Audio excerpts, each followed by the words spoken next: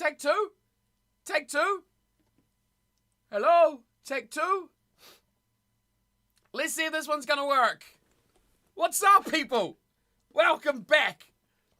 We're back. Hello again. Hello. I don't know what YouTube's got a problem. There we go. Woo, we're back. You see, you wait the 5 minutes, and then it just goes, nah, I don't want to work.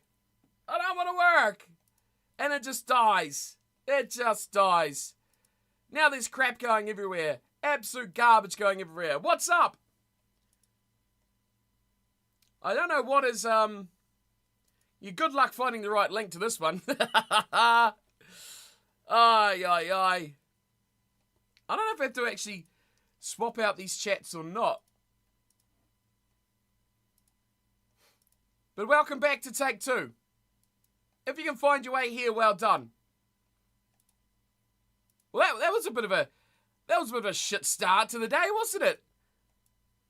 Get everything ready and prepared. Wait the 5 minutes. Go to start, and then it just goes bleh. Absolute bleh. Which is just outstanding. So, welcome back if anyone can find us. It looks to be going... Okay, it looks to be going... Now. We'll stop all these going. There we go. So take two, everyone. Take two. If you can find it. Oh, what is going on now? Jeez. Got stuff flying all over the place.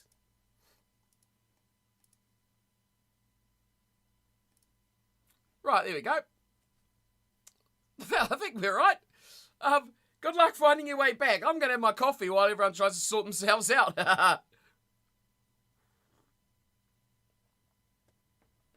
That's good. Has it, I need to get rid of that other one, really. Stupid old OBS. I really wish there was something better than OBS, right? Right, you can just go away. We'll just get rid of you completely. Yes, go away. And we'll take two. So welcome in, everyone.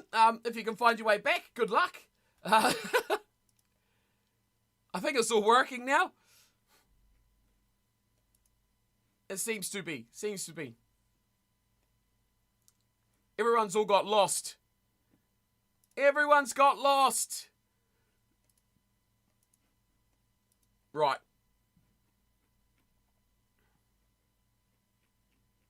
Seems to be sorted. All right. So today, yes, I did see Sunday's comments, and Bruce and everyone in the chat just before. I did see your comments. Sorry for it crashing. I don't know what happened there. I switched it to the other view. It got about 10 seconds in and it just crashed.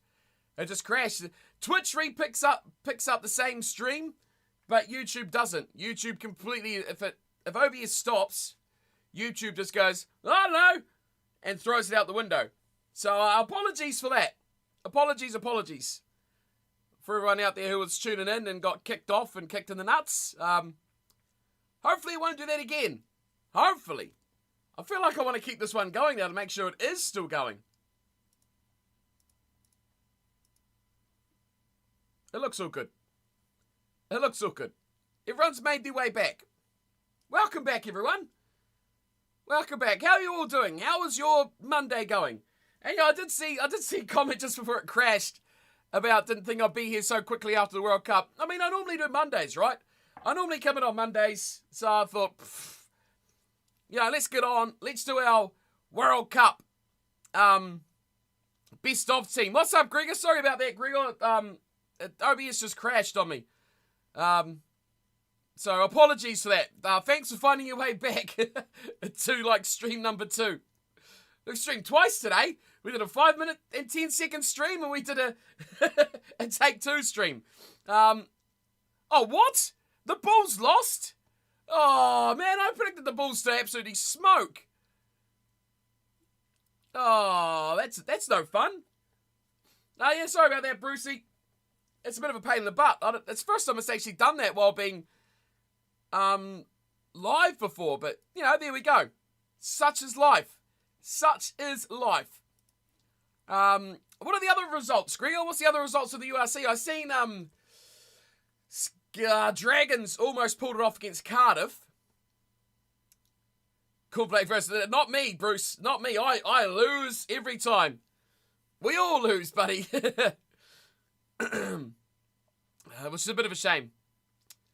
And normally it's reliable. I think I've been doing too much stuff over the weekend. I need to just completely shut it off and just have a bit of a clean out, Like clean out all the shit, clean out all the crap that just computers get a bit ground down. I probably need to take it outside and give it a big dust out and give it a bit of a spring clean since it is spring, right? I think that's a good idea. That's a good idea. Oh, well, the balls went down, eh? The balls went down. I should look at what else happened. Let's look up the URC results, because, fun. If you guys are into the URC results, then, I'm looking to get more into the URC as well. Right, round 2. Right, my picks. I made picks. I closed them. I made picks. Let me find them. For the URC. Here we go. Right. URC, Ospreys versus Zebra. I picked your World Cup teams are the Springboks, Scotland, New Zealand, and Romania. I like that you've picked Romania, Bruce. Well done. Someone's got to support the Romanians, the old Oaks, for sure. We are going to go through what are we going to call it? Our teams for the World Cup.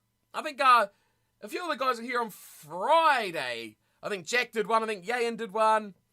I can't remember who else did one. But yeah, we're going to make our collective. We're going to all agree or disagree on an overall team, a tier 1 team, because World Rugby has named their team of the World Cup, and I think it's a bit average. So we're going to look at that as well.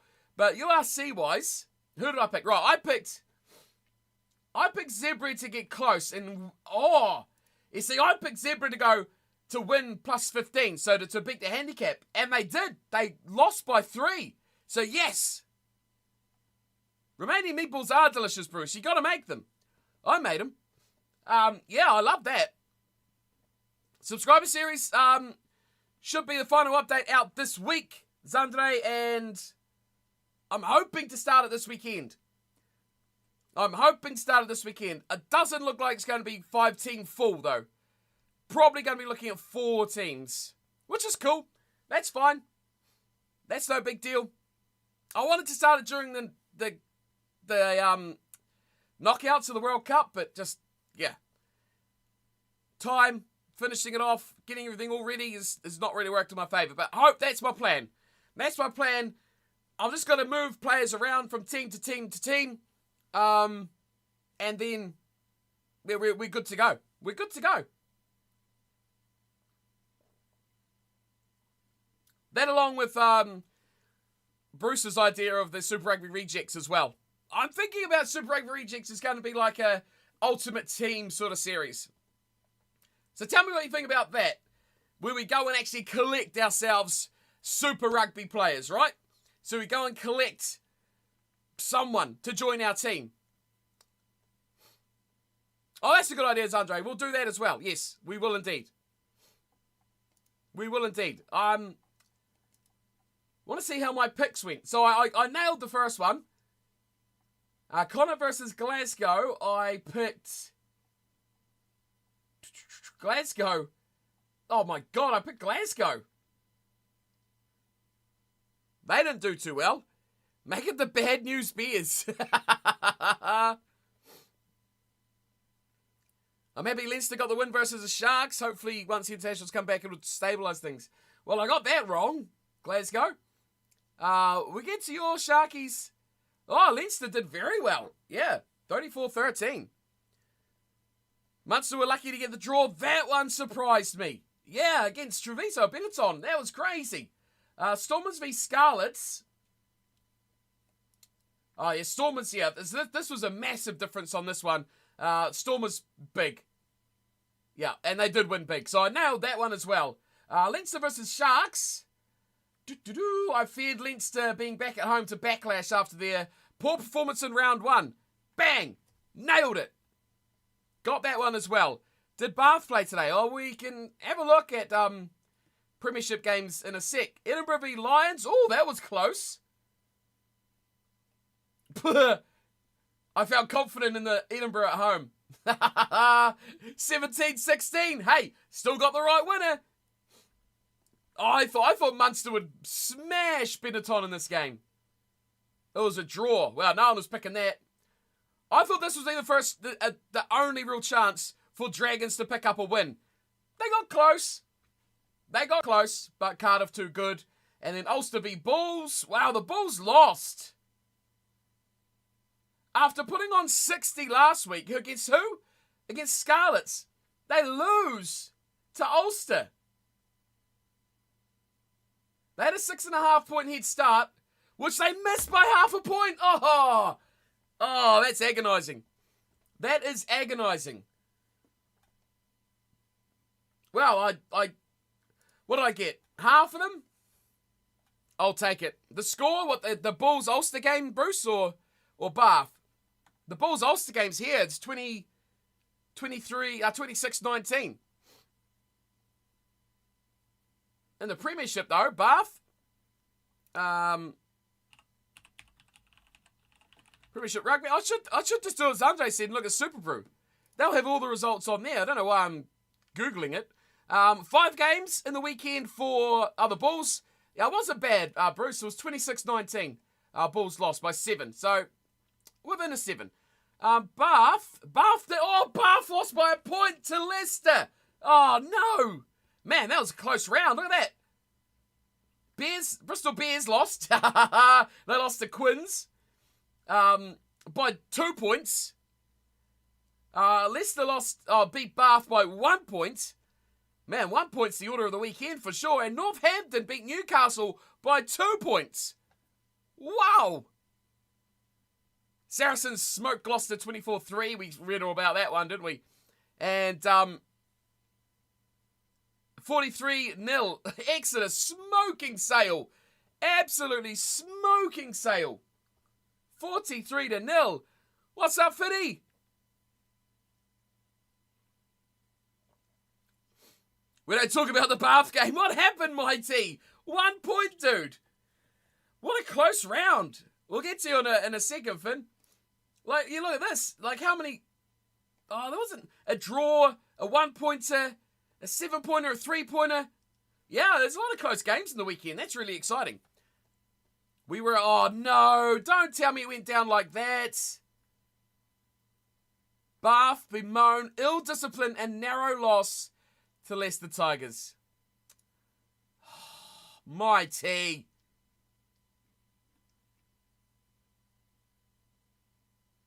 Yako could see it drop the ball at the restart. Oh, my goodness me. I thought it might tell us what happened.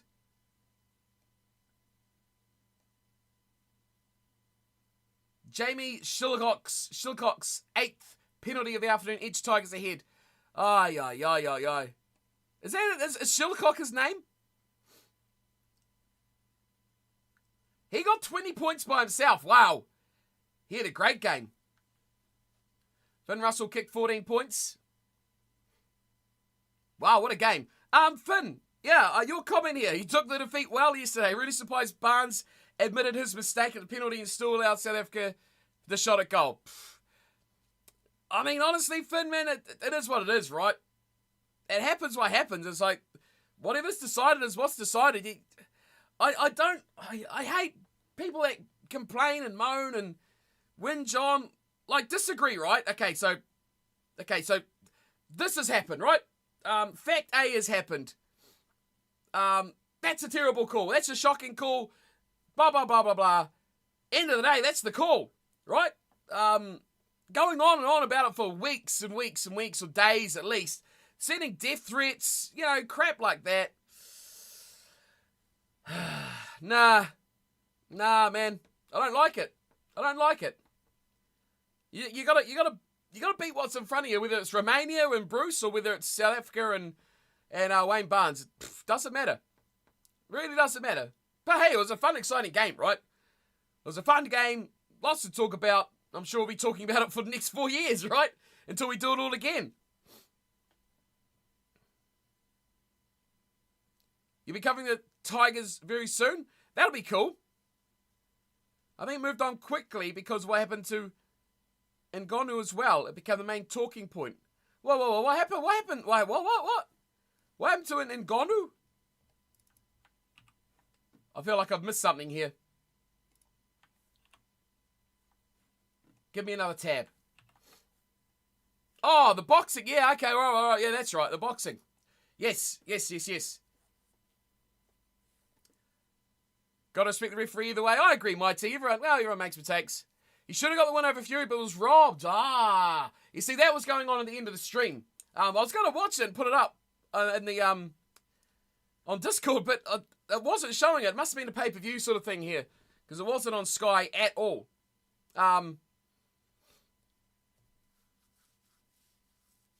I think it'll drag on for ages. Everyone makes mistakes, Mighty. Yeah, it's sport, man. It's sport. Players make mistakes. Referees make mistakes. Coaches make mistakes. Physios make mistakes. I don't know.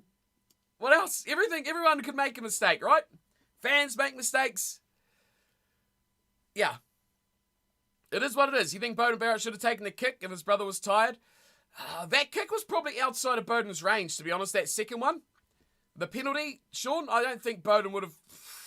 It would have been close. It would have been close to his extent of his range. Geordie, though, easy.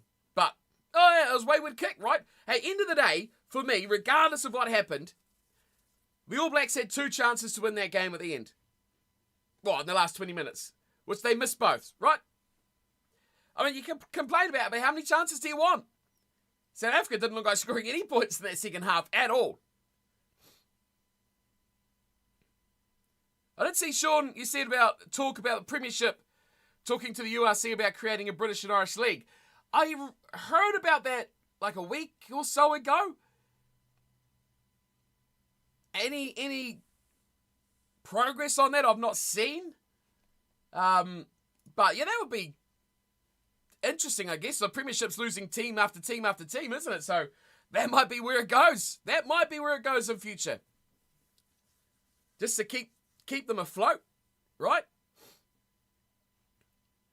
Big respect for the Barrett brothers because their sister's disability and how supportive they are of her.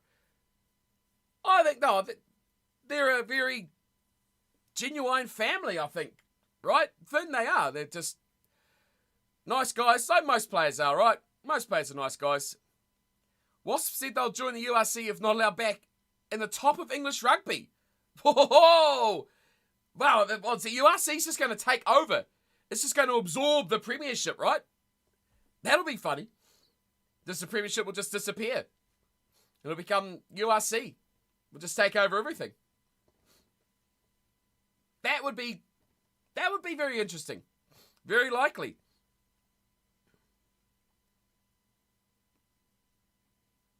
What's the table look like? Oh, Stormers. 2 bonus point wins to start off. Look at these teams without shields. How bad are you, Google? How bad are you? Let's go to Subaru like Zandre was talking about. I don't know how my fantasy team's going. At all. At all. Results. What about starting 15? Let's see how I went in round 2. Let's see how I went. Absolutely. Oh, that's round 3.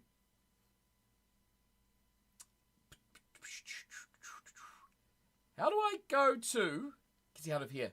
This is for round 4. Oh, I'm in the Premiership. Wrong one. Let's look at URC first. Since it's taking over the world. Right, here we go. Transfers, starting 15. Actually, I should go to points, shouldn't I? Here we go, points. Right. Greedy Beaumont just needs to piss off. There should be an election next year, right? It should be every 4 years, and the last one was in 2020. So there should be an election for World Rugby next year. Whether we'll see Pichot come back again or not, I was trying to look it up last night to see if he would come back, if he was going to have another go, or if they were just going to pull the pin. on him and someone else might take it on. I couldn't find much. Yeah. But yeah, next year should be an election. Greedy Beaumont doesn't do enough for English rugby. And Sweeney RFU has lost 3 clubs under his tenure and couldn't sell out Tears of Twickenham. Yeah. It's all about money, right? It's all about money. And they only want money for themselves. They don't really care about anyone else. World Rugby has made that very clear. Very clear.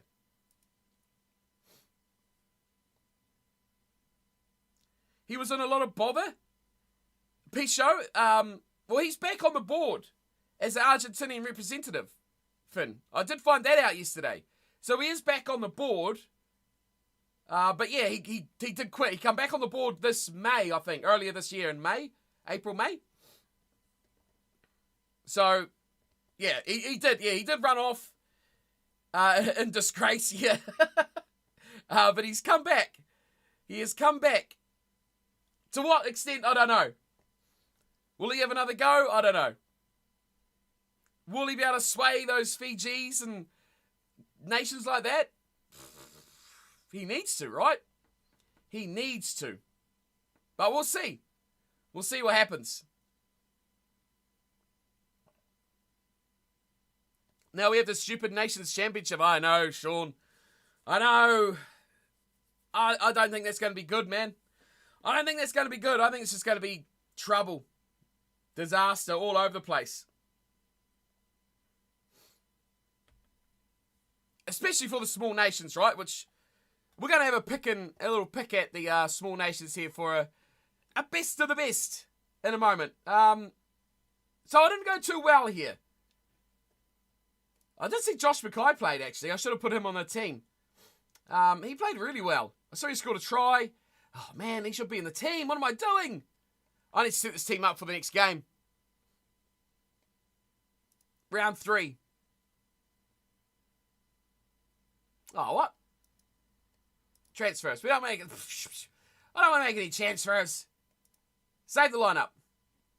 Oh, no, I don't want to do that. Okay, want to swap Lowe and Mackay. Oh, no, I've broken it. Right, no. God damn it. Go to the right button. Oh, for goodness sake, why can't I do this? Okay, complete transfers. Yes. I'm not changing my team. No one's injured. That's fine. Pick my starting lineup. Here we go. No Ulster boys. Who would you suggest? The thing is, I'm going... What the hell? I'm going for a Super Rugby rejects, as you can tell by the name. So I tried to pick players who were ex-Super Rugby players, like Johnny McNichol, James Lowe, Wiz Houston, Josh Mackay, Charlie Ngatai, Malakai Fekitoa, Alex Nankiville, Miotti, Houston, Houston and Houston, Gibson Park, Hoggard, everyone who's played Super Rugby, Dempsey, Fafita, Stowers, Lavache, Tamani, Lausi, Dupre, Mbanambi, Ndabini, Alautoa, Kosh, and Tete Shaparo. So they're all about Super Rugby rejects, which is going to be a new series we're going to do. Right, Bruce? We're going to be cracking out the Super Rugby rejects. We're going to go to these clubs, and we're going to beat these clubs for their players. Or their international teams. I don't know. No, we'll beat their clubs, because it's a club league. And we're going to build a team. Completely forgot about Super. Right, I complete my transfers. Yes. Pick my starting lineup. Try resetting your working starting lineup. Okay, do that then. Oh, thank you. Right. In you come, Josh Mackay. Jason Mitchell. I've got Jason Mitchell. You're Jason Mitchell. I've got your Jason Mitchell. Do we bring in Nankiville? Has Fekitoa played? Oh, he started. Has Ngatai played? Ooh. Okay, so Nankiville can't fit. Houston seems to play. Miotti has not played. Miotti must be injured. Right. In comes Houston.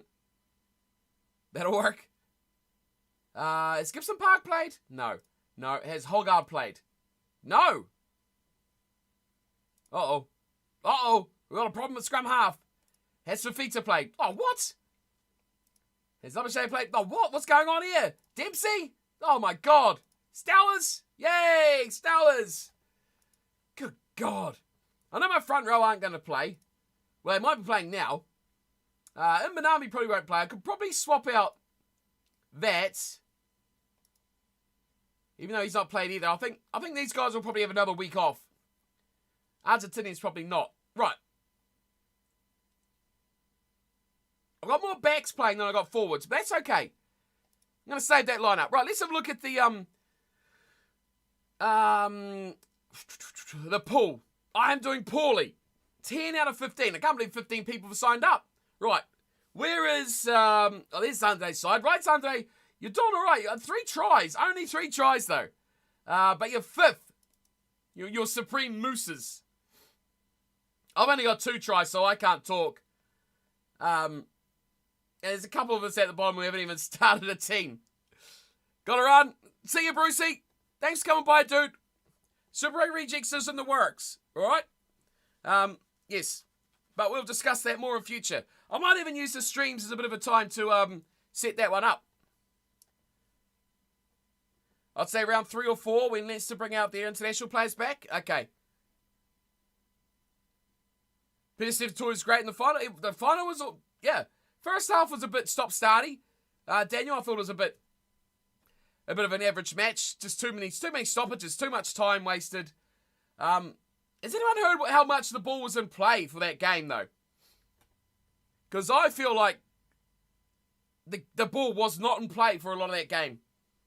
Like, it will probably be one of the worst. Considering the All Blacks had the highest amount of time against Ireland, and then they beat that versus Argentina, and then they get to the final, and it's like, it was probably one of the worst in terms of ball and play time. A big shot machine. I think start with the small countries with getting clubs from them in bigger tournaments, Sean. Yeah, man. Yes. Yeah, we've got to involve the smaller nations, Sean, for sure. 100%. We've got to get them involved a lot more. A lot more. Jägermeister's Jack Rabbits. I like that. So I'm not doing great. I'm not doing great here on the URC. We will wrap up. Yeah, I think I know what you're meaning, Zandre, as well, as the predictions, Super Group predictions for the World Cup. We will wrap that up. We'll wrap up fantasy as well. I want to look at the World League awards as well. Where am I sitting here? Oh my God, we are way down the bottom. Why are we doing so bad? Half my team can't be playing. Right, Carreras is still out of the World Cup. I think once my players come back, like you say, Sean, when the players come back, I think my team will be right. Right, let's complete transfers. You're so happy yesterday he couldn't sleep. Yes, pick the starting lineup. I did that like ages ago. Right. Good. All Blacks played well. They never gave up. Yeah, it was a highly competitive match, dude. A highly competitive match. Right, who is letting me down here? Did not play. My bench is not playing. Okay. Jacques Vermeulen, back rower. Is Luator? Okay, Luator is on the bench. Ooh, he's played all his games. And so is he. Maybe we swap those two. Yeah. Louis Schroeder. Bench. What about Powell? Start bench. Okay, that's all right. At least they're both playing. Francis play for... Why is Francis not playing for Bath? Knowing Leinster will be 1 or 2. Best 4. And we'll drip feed them back. That's not what we need. Solomon Carter has not played. Orlando. Okay, start bench. I can live with that. Can we swap Moroni? Moroni hasn't played. He's been at the World Cup. What's going on with Solomon Carter? Right, Maitland. Yes. Good. This guy. Good. And Vainu. Not played. Carreras is my other guy. He's not going to play either. We'll have to wait till he gets back for the World Cup. All right, we can live with that. Maitland the captain. Has Orlando played? Jeez. I will give Powell. Why don't we give Powell the vice captain? Yes.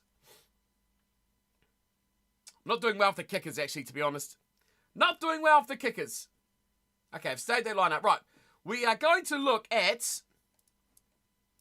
I've literally just clicked up. God damn it. Open a new tab, dashboard. Right, here we go. I want to wrap up. How do I find just the World Cup prediction? Here we go. World Cup predictor. Right, we did run this on Super Rule as well. It is done. I actually got both wrong. Well done me. That wouldn't have done any favours for my leaderboard. Right, where were we? Jeez, I dropped down. 11 out of 28. I'll take that. Oh, you know what else happened?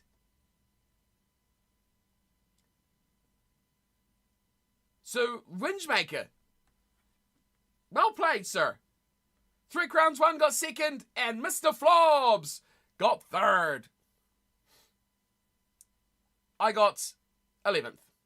Not great at all.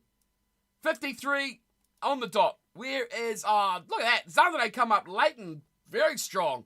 Zandre almost passed me at the end. Oh, good comeback. Zed Lepland got the wooden spoon. I thought I did badly. But nope. Zed Lepland did worse.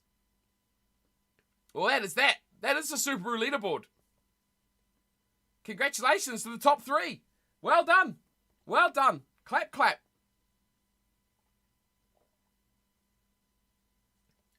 The other ones, though, we have to look at the World Cup, the official ones. Oh, Christian did well. Look at that. He got 8th. Dropped 6. From 6th to 8th. Freeman jumped up. Tense stuff. How do we do in this? Right, in fantasy. This was my last fantasy team. Really, really low scoring round. I want to see when have they brought out the these were the best performers from the round? That's what I want to see. You're off to bed, you're too tired, didn't sleep yesterday. Fair enough, dude. Fair enough, had a good sleep. I stayed 16th. Right, here is the full leaderboard. Let's get the whole lot. 44 of us. Number 1 was DJ Bigcock. Yay! Well done, DJ. And the top 3 with Khaleesi Brew and old Yan. I'm surprised I've not seen Yan this morning. Captaining Arundel. You too. Have a good day, Daniel. We'll see you around, man. I have to actually go do stuff this, sooner the better. I have courier stuff to go pick up, which come on Friday, and I didn't even know they were here. Useless scummers. Yeah, it's like, you must sign for this package. And they come up and they go, knock, knock, so quietly, and then they piss off. That's how couriers around here.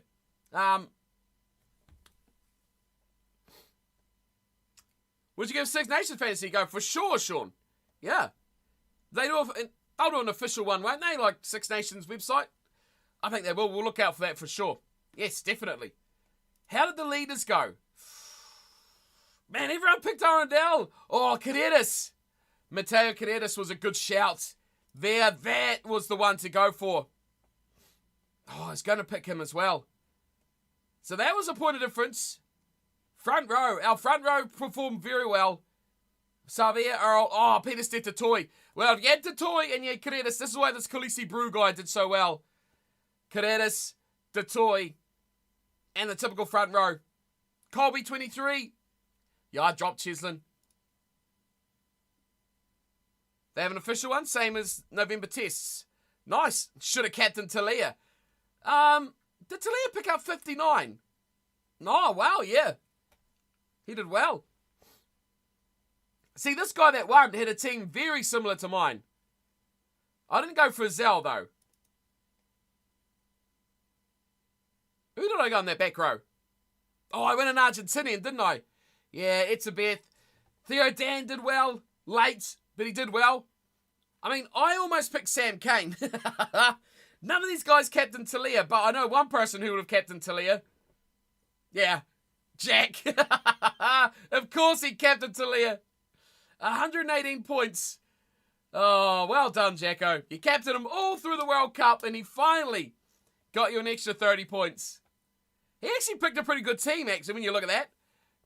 If he put in Genge, Underhill no one picked Underhill in these top teams. No Underhill there. No Underhill there. Oh, Sam Cane. There's someone with Sam Cane. He got 4. I'm surprised he got 4. We'll have to look at what his breakdown was. No Underhill there. No Underhill there. Vicando Issa, he let us down a little bit. Yeah, none of the front runners actually picked up Underhill, Mighty. Let's see if anyone picked up Underhill. No. Nope. Everyone went Ben Earl and Salvia and a bit of a chopping and changing with lots of different people. Well, Martin Gonzalez played well. He was a 41. What did Underhill get? Let's have a look. Let's have a look. Back row. Loose forward. England. Underhill. What did he get? 44. Can't go wrong with that. Yeah. That was one of the... I mean, if you had a back row of Underhill, Earl, and I guess Salvia, you probably would have gone pretty well, right? Salvia got 42, yeah. Imagine if you had Underhill here. And then if you had Talia in the back line instead of Arundel, and then instead of Will Jordan, you had Mateo Carreras. You would have racked up the points. I think Boffelli did all right for me. 41, I'll take that. I'll take that. I'll take that from Emiliano. Definitely. Sam Cane, though. New Zealand did not score well. What do you get for a red card? Oh! Why is it saying 4? Hang on. Why did it say 4 on those people? -3. Oh! Oh! I'm using Oval 3. It is similar to FIFA Ultimate Team. You're in charge of your own team. Alright, I'll have a look at that. Oval 3.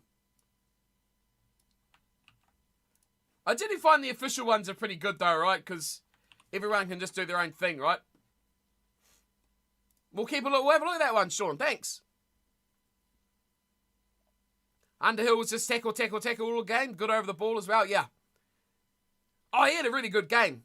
He was good with the ball, carried well too. But look at this.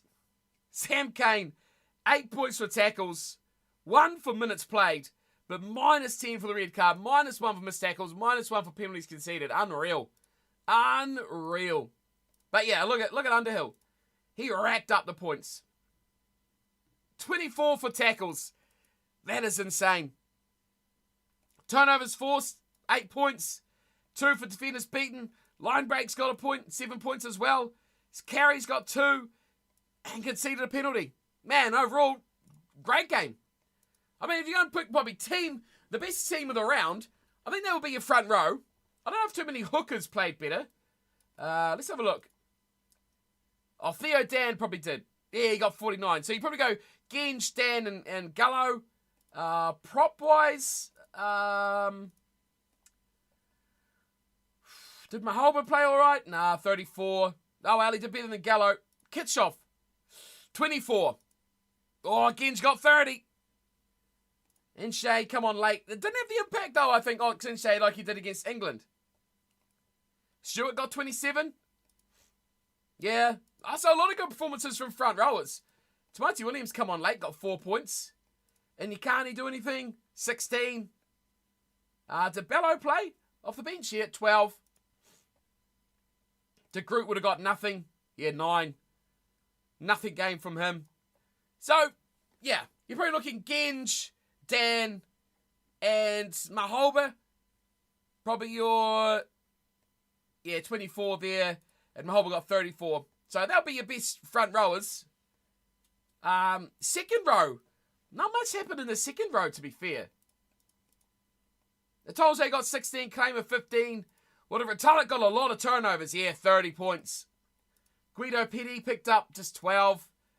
Scott Barrett, 21. So you're looking Retallick, Mostert, just 19. Snyman, 3. Wow. What about Itzabeth? What did Itzabeth get? There he is. Only 15. So you're probably looking Retallick and maybe Atolze. Not too much else there. Back row, yeah, Earl, Savia. Gonzalez played pretty well as well, but then Underhill probably the tick of that. This guy got 41. So good back row options. Your halves. Fly half. Moanga picked up, well, it's right there, you idiot, 40. But I did captain him, so he only picked up 20 technically, yeah. What did Barrett get? 35. Okay. Farrell would have got heaps. Oh, 31. Wow, Cadetas?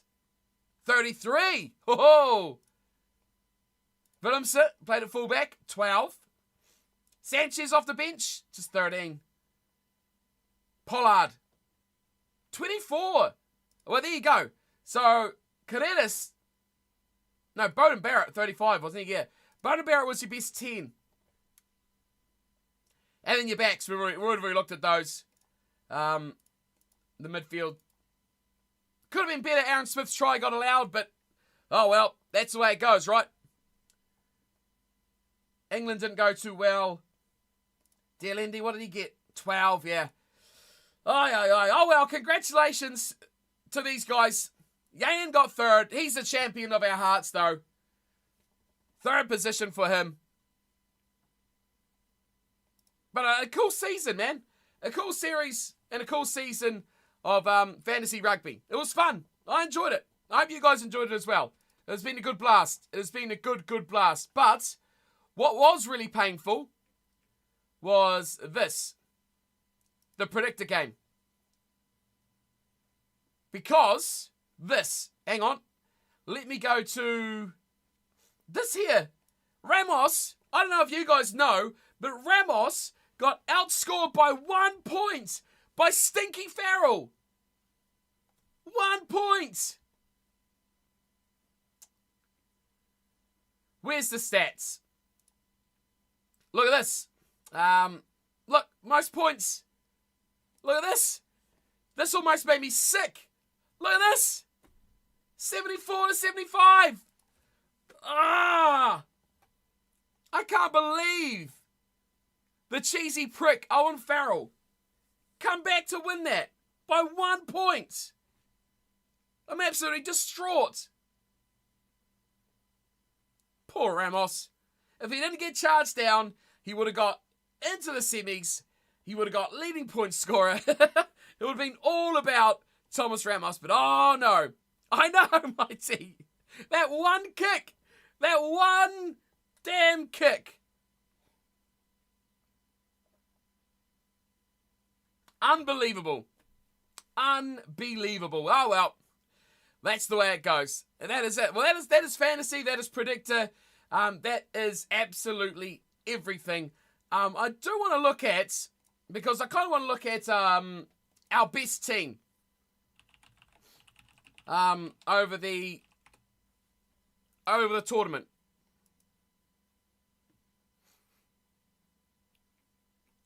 Are we making a fantasy team? Where's the actual awards? We've got the winners, don't we? Where is Need McKenzie for his pace? I'm doing good, Hector. How are you doing, man? Artie Savia has been named Player of the Year. I'm trying to see, like, the official. Where's, like, the official?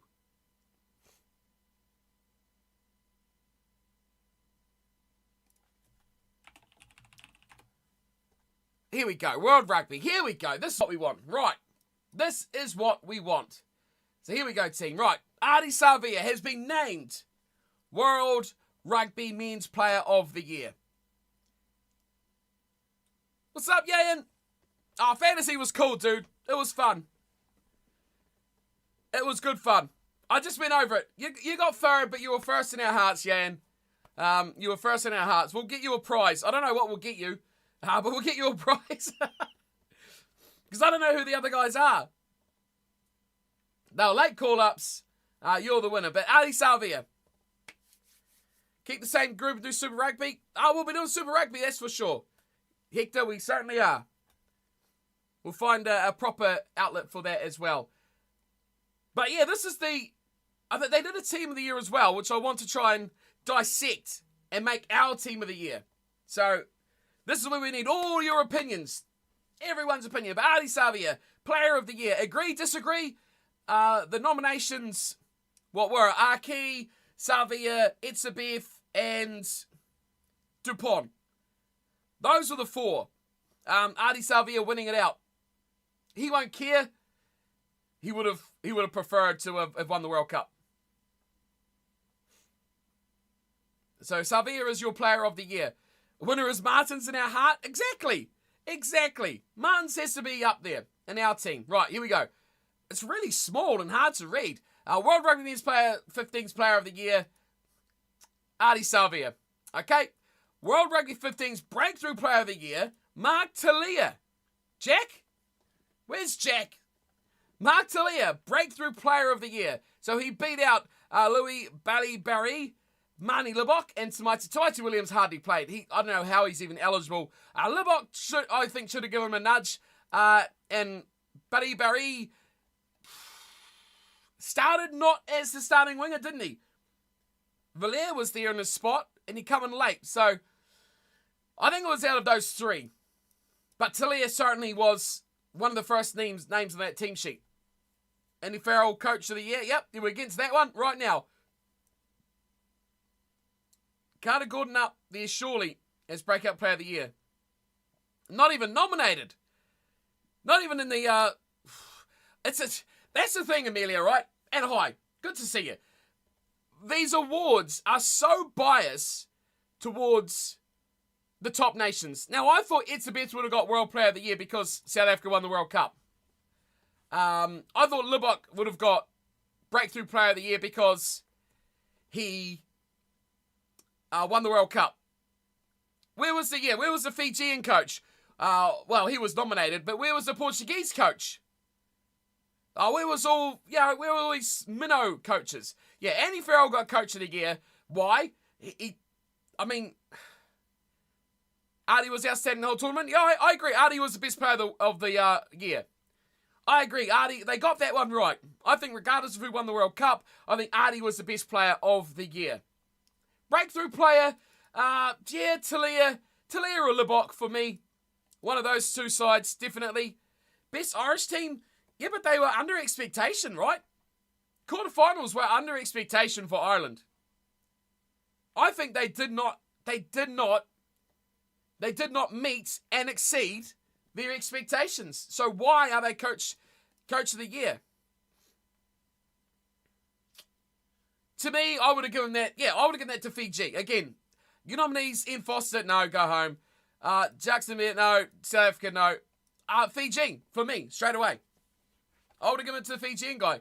Utterly smoked expectation. BS? What's BS? What I said or what this is saying? My team. Because we know the World Cup carries so much weight of these awards, right? You could literally not even turn up for the start of the year. And just turn up at the World Cup and you'll win awards. I would have given it to the Fijian coach, Simon, or Simone, however they pronounce it. Raiwalui would have been my shout. Exceeded expectations, made it to the quarterfinals, almost beat England, who made it to the semi-finals, obviously. They lost to Portugal. I guess you can flip side it. But, yeah, tough one.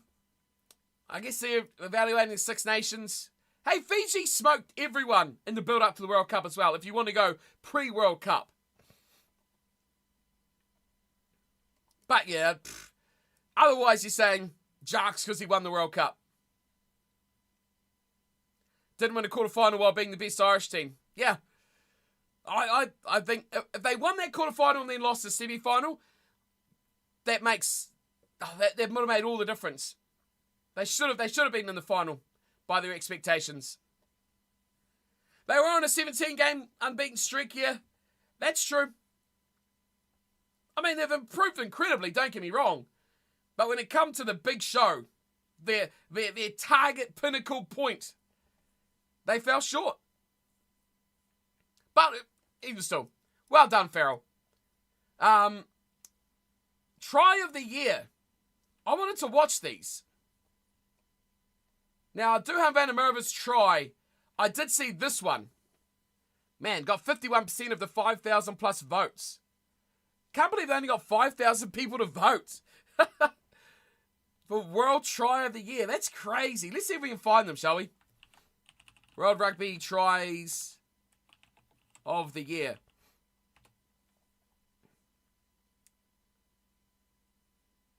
Learn to spell.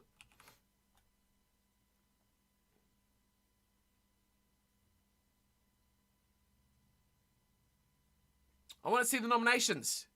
Here we go. Is that the actual proper ones? How's it going? How is it? RK? Let's go RK. Want to pop back and say what an amazing final and game for South Africa. I enjoyed watching the games with you. What do you think about the quality of refereeing in the finals? Dude, refereeing is what the refereeing is, man. You can't do nothing about it. It is what it is. You can whinge and complain and moan and sneeze about it all you like. It does not change the result. I think there was some poor things missed both ways. Some inconsistencies, like we always talk about, right? We always talk about inconsistencies, and that is still my bugbear. Not the calls. The laws make it more confusing, but it's the inconsistencies. And the fact that we as fans can't look at offence and know what the ruling is going to be means that the rules are too complex and too, opinionated on what they're going to be. But overall, a great final. A great final. I just wish people would just accept things. You know, like, and go away from all these death threats and all this sort of garbage. The bunker system is going to be like VAR in soccer. Lots of giving out. Yeah. It's a bit of a shocker, isn't it? What's up, Mr. NZ Sports Radio? Paul, how you doing, dude? How is things going? Yeah, it's the way it is, man. You can't do much about it. You can't do much about it. Let's see if we can find... trying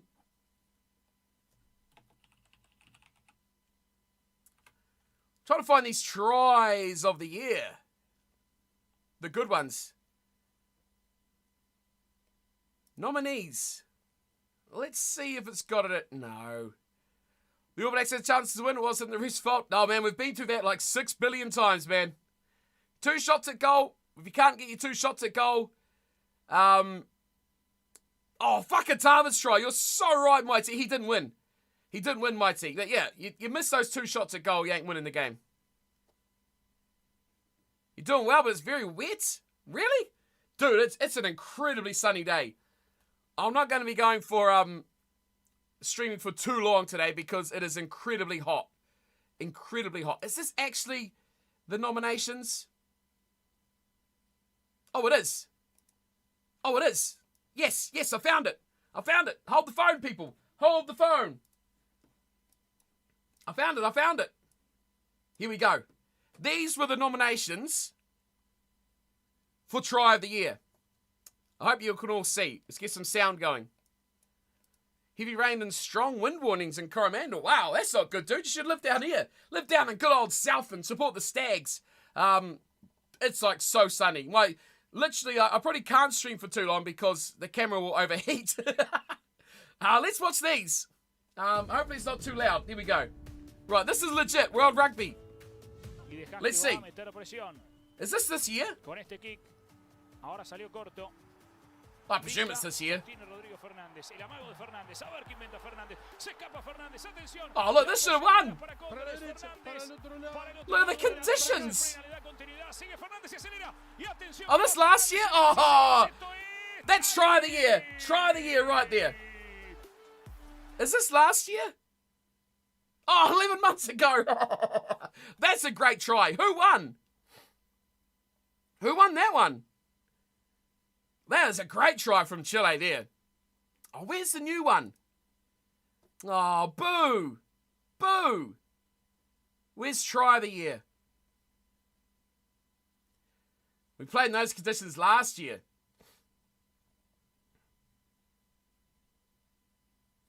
Why are you making it so difficult?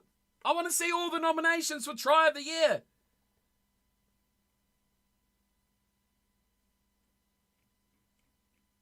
Like the official one. Right, we're going back. 50 years ago, don't play those. Yeah, we do. We always play in those conditions. Oh, 2023. Right, that's Van der Merwe's try. I should have looked at the year. That's last year. I see Try of the Year nomination. Oh, here we go. No, that's last year as well. World Rugby, why do you make this so hard? That was 3 days ago. That's from Ireland.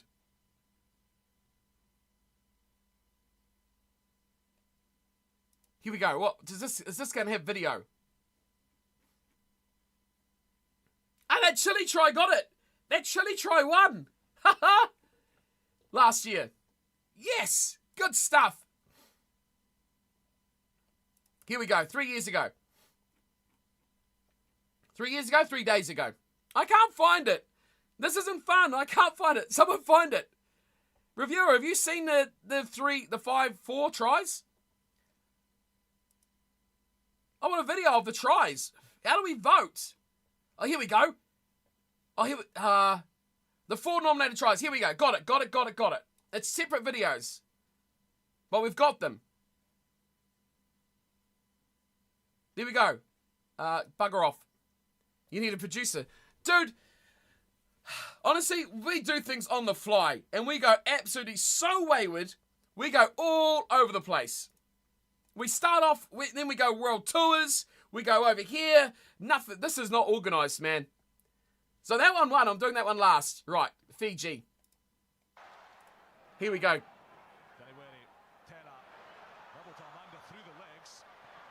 The quality is garbage. Really, that's the best? That's your best quality? Really? Really? Let's start again. Oh. Oh. It's a whole match. Right, let's refresh it and start again. Let's go. That's try number 1. 5 players tackling him. Exactly. Here we go. Let's see if we can... Let's let the quality catch up. Come on, YouTube. Do your thing. This is on like highest quality.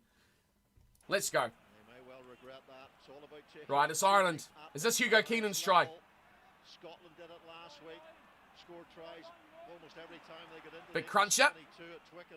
Beautiful. Oh, what a little inside ball. Get a better internet connection.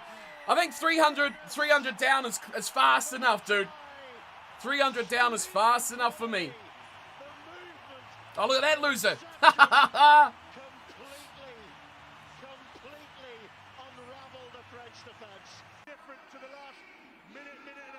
Oh, what a little inside ball.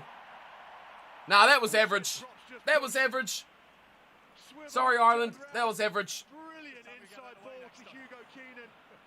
I wonder whether he made the wrong decision in terms of going. Fiji's try was better. Get out of here.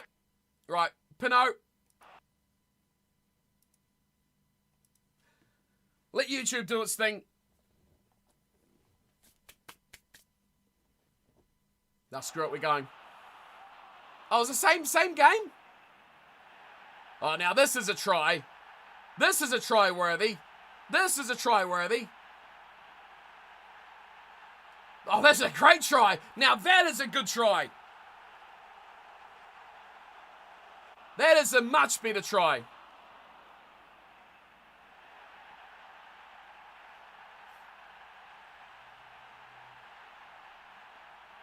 That little pass, Zach Ramos, that little pass was very good.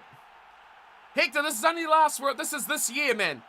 So Perinaho's try from 4 years ago doesn't count. Although I think that was in the mix for that year anyway. This pass here was Anthony Geelong. Look at this. Big Geelong. Oh, special ball. Mac Hansen, woeful on defence. That one's good. That one's good. Oh, we're getting how many? Oh, we're getting 6 million views on it. Angles. Yeah, this was the pass here. Geelong's pass, masterful. Mac Hansen's defence, average.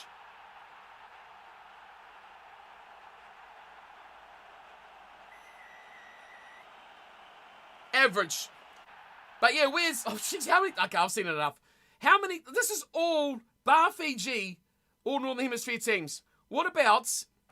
Where's Fakatava's try? Portugal, the two grubber kicks, Mighty, the two kicks? Is that Portugal try versus Fiji? They're talking about. That was a really good try.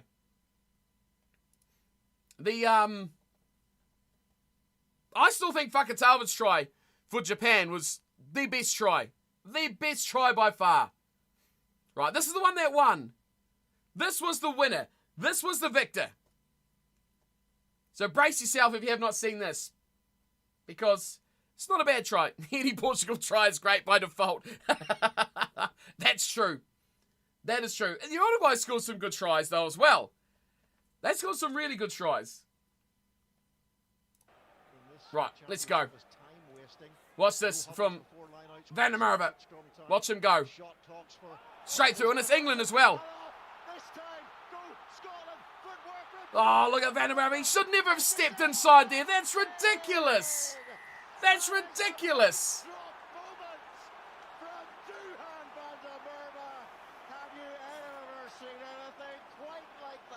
Why did he step inside? That's crazy. Oh, whoa. Oh, no. Okay, what's right here? We've got to dissect this. Bang! Penalty. Obstructing the defender. This guy up here. That's no try. Call it back. No, TMO. No try. He completely stopped that guy. He completely got in his way. How was that even allowed? How did that stand? Bang! Was he going to make that tackle? Who cares? But you watch this guy here. Who is it? I can't even tell. I can't actually tell who it is. Hang on, can we go back here? We'll go back to the start. Who made that initial tackle? That guy, he was pretty lazy on that. He was pretty lazy. But still. I don't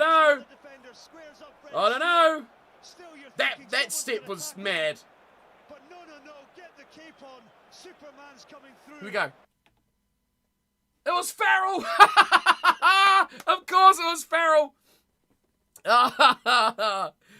Are we joining you for your show tonight? Possibly. I should be able to, Paul. I should be able to join you tonight. I don't think I've got anything happening tonight.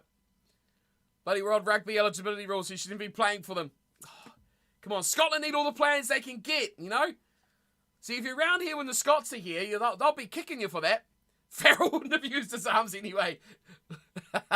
Look how lackluster he is. Look, there he is. You see him there. There he is. Look, he's like, ooh, don't worry. Other guy's got him. Bang. This step here, this one, bang. Oh, he just about did himself. Shocking defence. And this stadium is in shock. Shocking defence. Superman's coming through. Duhan van der Merwe with a finish from the heavens. Unbelievable finish by the Edinburgh man. That was some average defence though. Average defence. Absolutely average. Absolutely average. Right, so that one won. But I think, honestly, this was try of the year.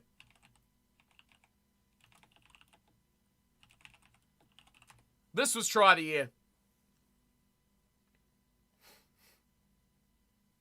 Oh, One News have got it. Jesus, this is a bit... Is there a video? Oh, there's no video. What sort of... Why does our media suck so hard here? Let's just go to videos. Here we go.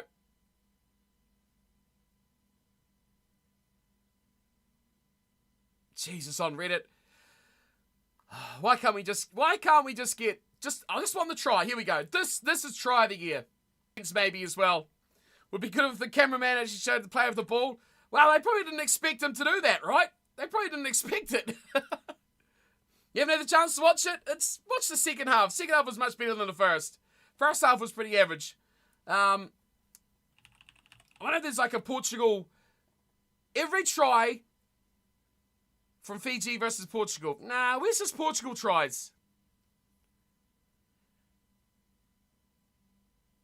It's the long arms, right? The long arms to catch that ball and pivot back inside was crazy good. I think it's because Japan do not get as much shine outside of World Cups and November tests. Oh, we don't see Japan enough. No. Portugal tries. Why have I just searched that? Don't need to give us just nice tries. What if we go versus Australia? I think this one... I can't remember what this one was. Pivot before the catch, that's next levels.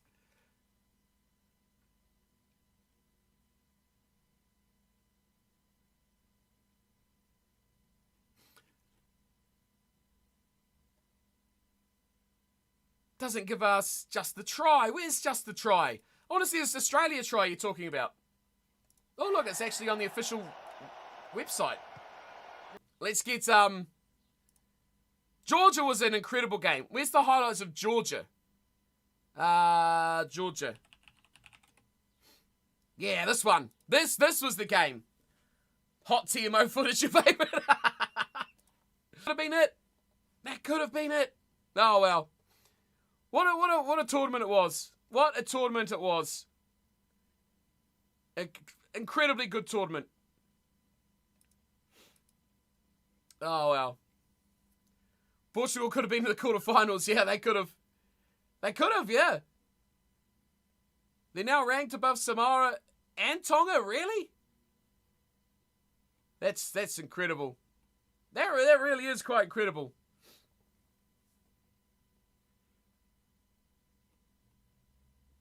What am I looking for here? What am I looking for over here? Anyway, I'll look for that later.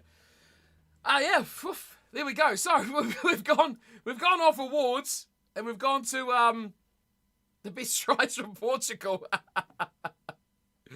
Do they use TMO in all comps? I imagine not every league has it. Yeah, TMO, pretty much every professional league has it, dub, yeah. So like yeah, any professional league has TMOs, yeah. And 1 million cameras. Below that, I think even the NPC has a TMO, don't they? Paul will know, he watches a lot of NPC. And that's like quite lower league. They have a guy with his one camera angle. They get a TMO.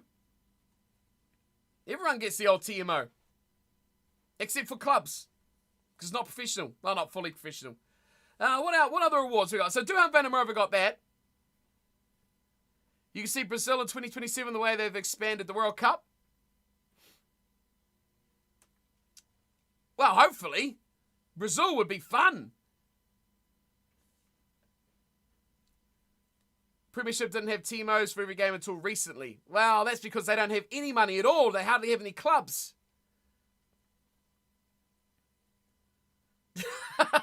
Reviewer, I hope the TMO gets involved a lot in Super Rugby Pacific. That tournament could do some controversy. I don't know, man. I don't know. I don't know if I could go through that sort of crap. Not again. I've seen enough of the TMO getting involved and ruining that game. Right, Van der Merwe got try of the year. World Rugby Women's Sevens Player of the Year. Tyler Nathan Wong. Okay, good for her. Sevens. Oh, Rodrigo Isgro got it for Argentina. Well, fair enough. He progressed into the international side. Who else were the nominations? Michaela Blyde, Madison Levi, and Rupi Uliasau from Fiji. Well, they were never going to win that, were they? Sevens Player of the Year, Leroy Carter, Marcos Moneta, and Akulia Rokosua. Rodrigo Isgro was the only guy that really smoked into the next level there, isn't it? He was the only guy. Oh, here we go, the Dream Team. Now, this is what I wanted opinions on. Oh, we'll get a nice graphic for that one.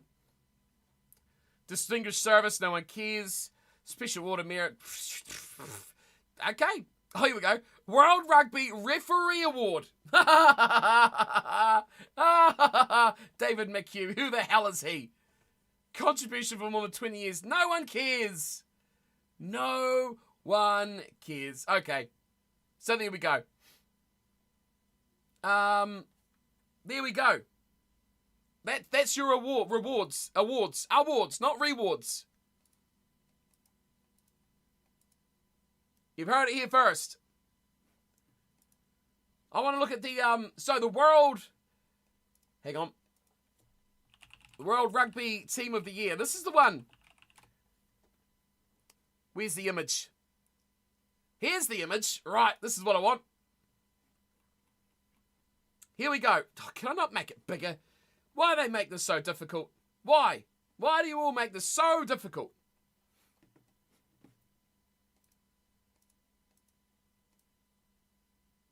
Here is your Team of the Year. I can make it probably a bit smaller than that. A bit smaller? There we go. Right. That's your Team of the Year. It's a horrible picture. It's a horrible picture. Thoughts? If we can't read it, that's not too bad. Cyril Bai, who was injured for half the tournament anyway. He's your best loose head prop. Dan Sheehan and Tide Furlong. That's your hooker and your tight head prop. Evidence of Beth and Scott Barrett, your best second row. Where's Martins? I know. I agree with you, reviewer. This is a world team for the top 5 or 6 teams. Back row, Caelan Doris at 6. Played at 8. Right, Olivon played mostly at 8, but he's at 7 technically on this. And Adi Savia. Okay. Dupont, no. Mwanga, debatable. You got no complaints about Dupont, okay. Midfield, Archie, I'd agree with. Ringrose, nope. Back 3, I think we can't argue much with back 3. Pinot, Will Jordan, and Ramos. Thomas Ramos, the fullback. But, you know, where's the Tier 2 team of the year? And only one South African. Way too many Irish. Way too many Irish. Jordan had a shocker in the final. Everyone had a shocker in the final. It was probably one of the worst advertisements for rugby in a global aspect that they probably could have put on. I mean, that concert at the start was absolute garbage. Absolute hot trash. Having an actor come out to bring the World Cup out with Dan Carter. Absolute hot trash. Why not have Dan Carter with a well-known, or not even a well-known, just a woman rugby player? If you want to have a man and a woman, have a men's, retired, high-profile men's player with a retired, high-profile women's player. They can bring the trophy out. Not a stinky actor. I didn't even know who the hell she was. Chat had to tell me who she was. And I can't even remember. And then they had that concert. Absolute hot trash. Absolute garbage. When it's an entertainment concert sort of intro like that, and you have people sitting beside the stage that aren't even watching the show, you know it's hot trash. Sean's Irish, and he's expecting one Irish player in, or 2, not 4. It's actually 5. You got a hooker, a prop. No, that's 4. Sorry. I was thinking it's a Beth. I saw green. Oh, sorry, Eben. Oh, man. That's terrible. Poor old Eben. He's only South African. I'm kicking him out. So, yes. Oh, no, that's 5. It is 5. What am I doing? Furlong, Sheehan, Doris, Archie, Ringrose, 5. I'm all over the show. 4 New Zealanders, 5 Frenchmen, and 1 South African. Where's the Englishman? Oh, no. Where's the Englishman, Paul? Where's Farrell? I was about to say, where's Farrell? Where's Farrell, the leading point scorer of the World Cup? I don't think Mwanga was the best 10. I don't think he was the best 10 at all. What do you agree with? What do you agree with in that? They went with the rankings before the tournament started. If I was going to agree, I'd say Itzebeth, okay. I would say Savia, yeah. I would say Archie, yes. And probably the back through. Pinot and Jordan have been pretty good throughout the year. So's Ramos, but I would find room for some other people. I would certainly find room for some other people. I would find room...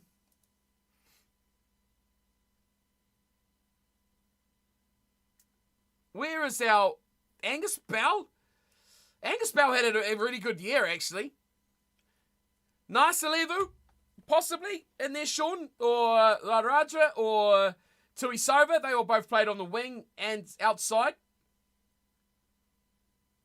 I'm trying to look at... We talked about this on Friday. I can't remember where we put it. I went into Discord.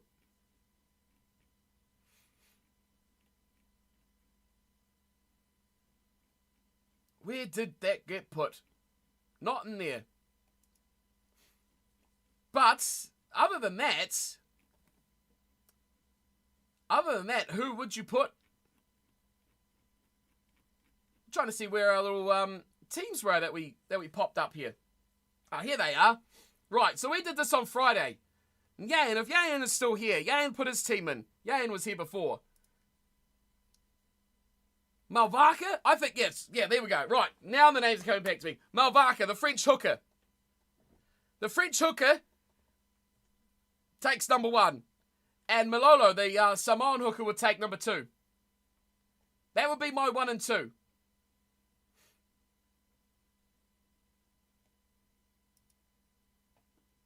Thomas Gallo, outstanding as well. He'll probably be one of my props. And yeah, I like Big Ben Tamiafuna. That would be my front row. I like that. So that was Yain's front row. That was my front row as well. Itzbeath, I don't disagree with. Barrett would probably be in the mix as well, I guess. Back row, though, Martins. Where's Martins? You've all said Martins. Martins would be in there for sure. Ben Earl, he would be in there for sure. So there you go. And Laws, I'd probably put in the mix as well. If we do what World Rugby do and we put Martins as a second rower to go with Itzbeath, and then you go for Laws, Earl, and Savia, that would be mine. That would be mine. Scrum half, jeez, I'll probably swap out Moanga and put another All Black there and Aaron Smith. I thought he's had an incredible year. 10s, though. 10s, I think 10s is a really hard one. You just about have to go Farrell as being the best performing 10. Where's the bench? Yeah, well, yeah, jeez, pick your bench. Reviewer, pick your bench. Midfield, Arki. I don't know who I'd partner with Arki, but I'd want to put Rafael Storti.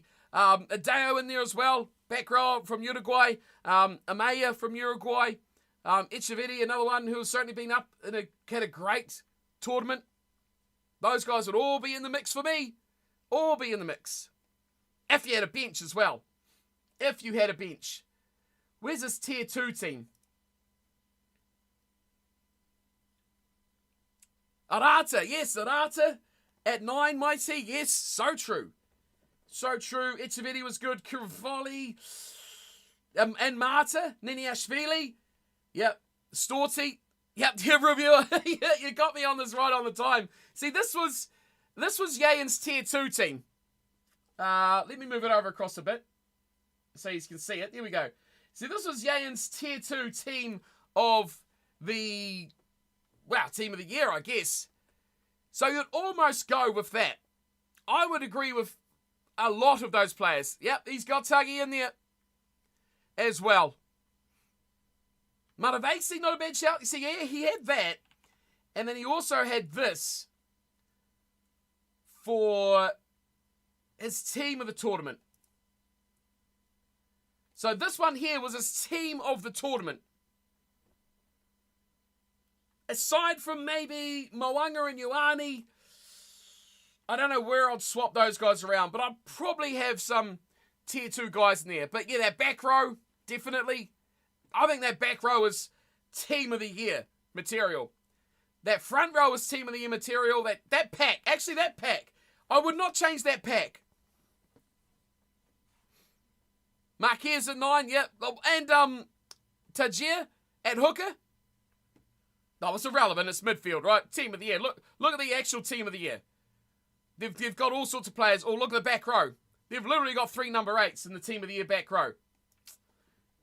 But regardless, who would you have in midfield with Arki? Arki by far the best, right? But who would you have in midfield with Aki? Who's your next best guy? I think that's the biggest question mark for me. I think Jack chucked a team. Yeah, Jack did chuck a team in there as well. His midfield was Marta and Aki. Well, Marta played on the wing mostly anyway. But he had Talia as well on his wing.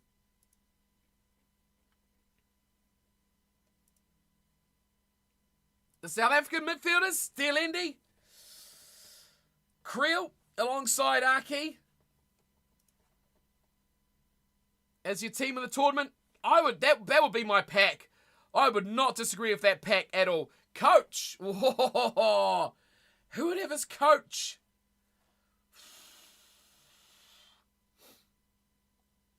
Eddie Jones, the mercenary. He would be the only one up for it. A one-off game. A one-off game for Eddie Jones. Who would be the best, adaptive, quickest coach to bring the team together? Jason Ryan for the forwards. Got outdone, though.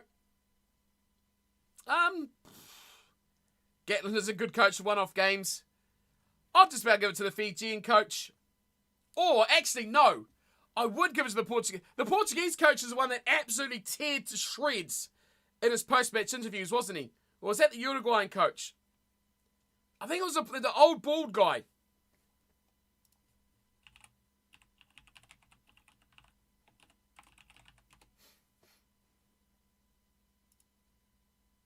Yeah, this guy. Yeah.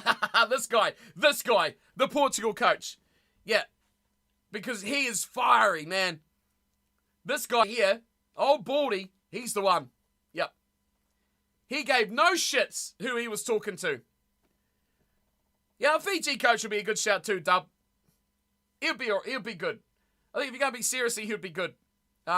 Fraser. Look how he's done with the Lions tours in Wales this year. Yeah, no one wants Gatlin. No one wants a Whinger.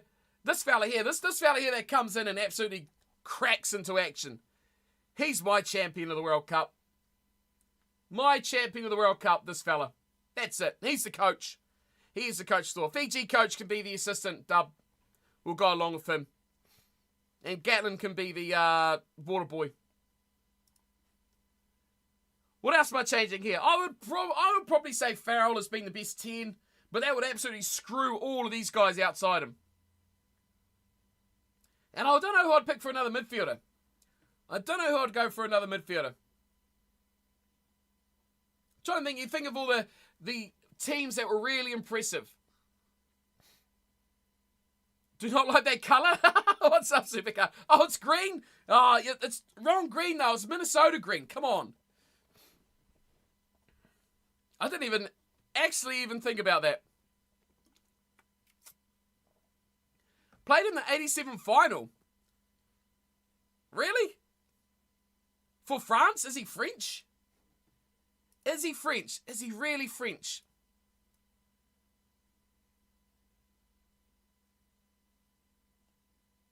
What's his name? There we go. His name's... Yep, that's his name. Patrice. There he is. He was nicknamed the Bayonnet Express. Well, there you go. He is French. Played in the 87 final. Man, don't even question the knowledge of the reviewer. He knows his stuff. He knows his stuff. Absolutely. Love it. What are we doing now? Wow, team. This is our team of the year, man. This is our team of the year. We need a midfielder. I'd agree with Smith. I would probably chop Will Jordan and Pinot. You've had a few days to dissect. A few days. You've literally had 24 hours, Supercard. What are you talking about, dude? How have you had some days? How have you time traveled, man? That's impressive. That is impressive that you've time traveled. I prefer tier 2 teams. I really prefer tier 2 teams. This is good. I like this. This makes me happy. This does. This makes me really happy. Yep, that's my team of the World Cup. That is 100% my team of the World Cup. What was Jack's Tier 2 team? Not any... I had William Havili, actually. Willie Havili probably would give Echeverri a good run for that number 10 jumper. That would be the one I may change. Feels like a few days. Dude, it's been like 25 hours since it finished yesterday. That's crazy. Who's the referee? Oh. Right. The Georgian guy. The Georgian guy, reviewer. What's his name? He's the referee. He's been the best referee at this World Cup. That's who referees this game. The Georgian guy. And you know what? I hope he is so biased towards the Tier 2 team of the year that he absolutely gives them nothing. To the Tier 1 team, I mean. That's who. Luke Pearce. No, the Georgian guy. The Georgian guy for sure.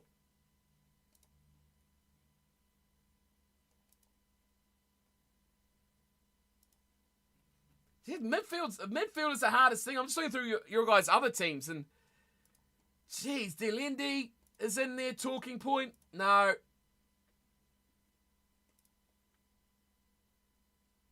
Troygaard for the best scrum half. No, this is my team. This is my team. I would probably put Arata for Kuravoli. Because you don't actually have a goal kicker. Did Echeverri kick for Uruguay? I think he did. So he probably got Echeverri there, but that's about it. But that team, that's it. Team of the World Cup, right there. Team of the World Cup. Maybe Willie Havili instead. Maybe Arata. Screw Tier 1.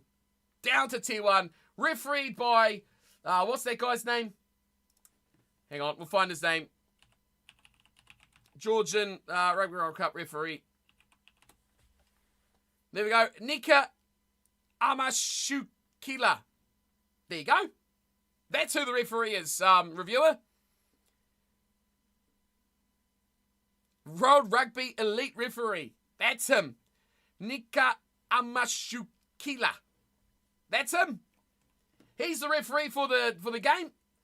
And they are going to take on that abomination. Even though you can't see half of it. That's what's going to happen. Do we make this team against that team in a game? I was presently surprised by Christie in the final. He seemed to do quite well on the limited time. He got really supercard. Do you think? I think he's garbage. He's so slow. He's so slow to get the ball out, and he doesn't offer much. Like, he was too scared to run. You could tell he was never going to run. And he didn't do much else. Starting Blues halfback, though. The Romanian defence coach. The Romanian defensive patterns of just hope that they kick it. The starting Blues halfback, what? Christie. What's it got to do with the fact that he's still garbage? And I still want to drop him off out of the plane over Scotland. Whee! Over he goes. Woo! Look, there's Glasgow. Woo! If New Zealand had a faster backup scrum half, it might have helped. Yeah, his name's Cameron. Cameron Roycard. That's his name. He was sitting in the stands, drinking wine and eating cheese. Not next year, though. He's number one. We need to get someone to buy Christie.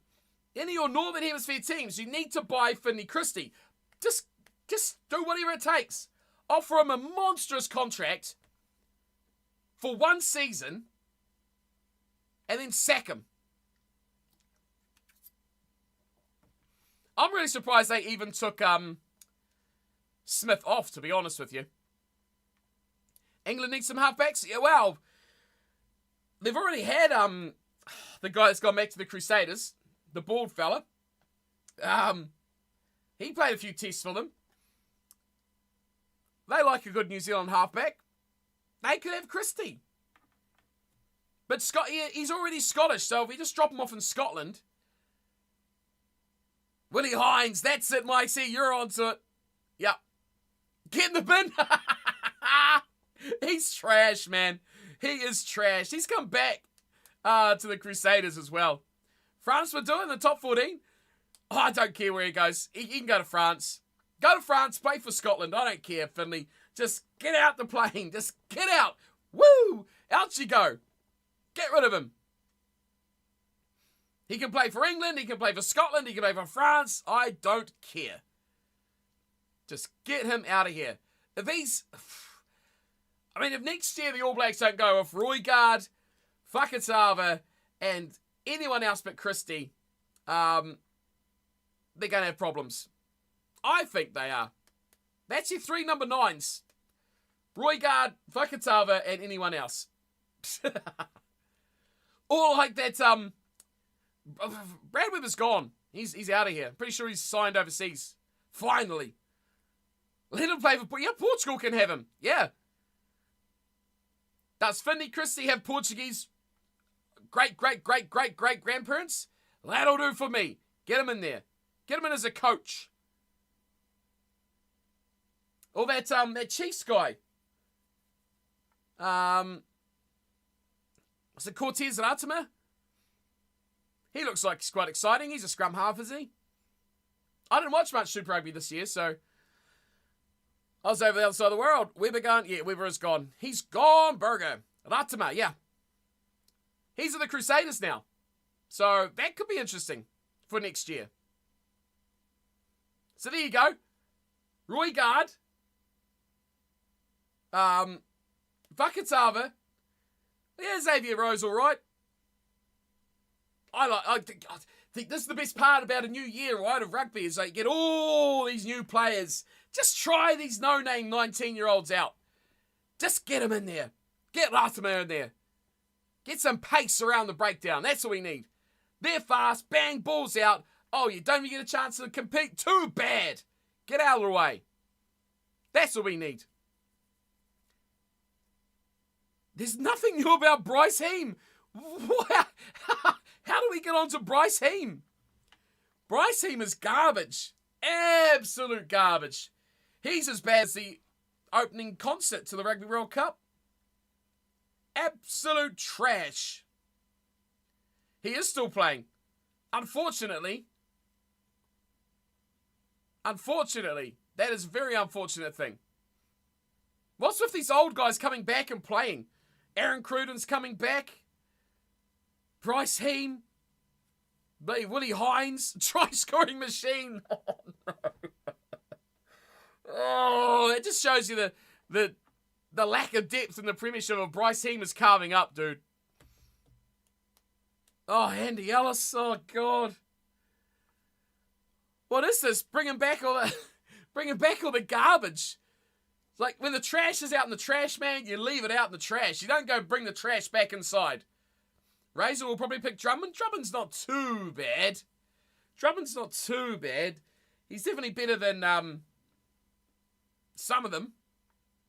Better than Willie Hines, that's for sure. Better than, well, Bryce Heem's not a scrum half, but he's better than Bryce Heem anyway. Fergus Burke starting AB's 10. Ugh. That's a concern. That, I think, Mackenzie a concern starting in All Blacks number 10. That's a concern as well. They'll be in the MLR. That's where most of them go in their final years. Yep, they can go get that American cash. And bring it back and double it. Almost. That's why we need a commentary gig in America. Go over and see Dub. Get a commentary gig in the States. And roll it out from there. That's what we need to do. Go live in Miami. Yeah. Go live in Miami for that new team. That's the goer. That's the plan. Yep, Miami, call me up. We'll go commentate MLR. Don't have to watch Fergus Burke. Oh, it's going to be a fun year, though. But we're not... It's going to be like 6 months, though. It's going to be like at least 6 months until we see, like, any sort of new All Black look, right? It's going to be months and months and months. Months and months. If I had to bring one player out of retirement, who would I pick? Right now? Let's pick one player right now. I would probably pick Carter. Dan Carter. Bring him back. I think that's what we lack. Especially now. Bring him back. Don't need to worry about fly halves. Carter's the goods. If you're going to bring Carter or McCoy, you got to bring the goats back, right? You got to bring the absolute goats. Leadership, quality, phenomenal players. But it depends where you're going or where you are from. Who would you pick to bring any player out of retirement? I think a number 10 is quite a crucial player. If you could bring back any guy back into the game in their prime, a 10 is a very, very inspiring player. Who the hell's Ralphie Quirk? Sale player. He's electric. New England number 9. I'm going to have a look at this guy. How old is he? 22. Yeah, but this is England, man. They don't like players who attack. That's their problem. Are they going to actually get Justin Marshall, Dub? Dub's bringing back Justin Marshall, obviously. Oh, get the Bumpfars going again. Yes. That's the one. Oh, that's classic. You're going to bring Brian O'Driscoll out of retirement? Yeah, it's not a bad nudge. That's not a bad shout. Yeah, O'Driscoll's... You'd need to have a player who's going to give him the ball, though. That's why you look at some of these guys you could bring back that would be very inspirational. But, you know, you could bring back a really good winger, right? Bring back Jonah Lomu. But how is he going to play? You know, is he going to play in a team that he's not going to get the ball? Youngs is gone. Is Kia not retired as well? I thought they were both going. Stephen Donald reviewer. Oh, man. You're literally taking everyone off New Zealand TV right now. Justin Marshall, Dub, Stephen Donald. Why don't you bring back bloody Israel Dag? God, he was terrible yesterday. Israel Dag is a disaster. Scott Gregory. Oh, man, my team. What the hell? Mitch Hunt, New Ladies Fly Half, and Scott Gregory. That would be a new low. That would be an absolute new low for New Zealand rugby. My word, Mitch Hunt and Scott Gregory. Insane. You might as well throw out, gee, I'm trying to think of the worst. You might as well bring Stephen Perifeta back in. Oh, no. Not Perifeta. If he's picked, oh, that'll be a disaster. Mitch Hunt would be better than Perifeta. That's going to be a disaster. An absolute disaster. I can't wait for that team to get announced. Scott Robinson, first All Black team. He's going to pick up all these losers. Perifeta. Nah, he doesn't like Aucklanders. He'll pick up, yeah, he's going to pick, Plummer. He's going to pick Harry Plummer. Denny Keir says he's not ready. He's not ready to retire. How old is Denny Keir? Let's have a look.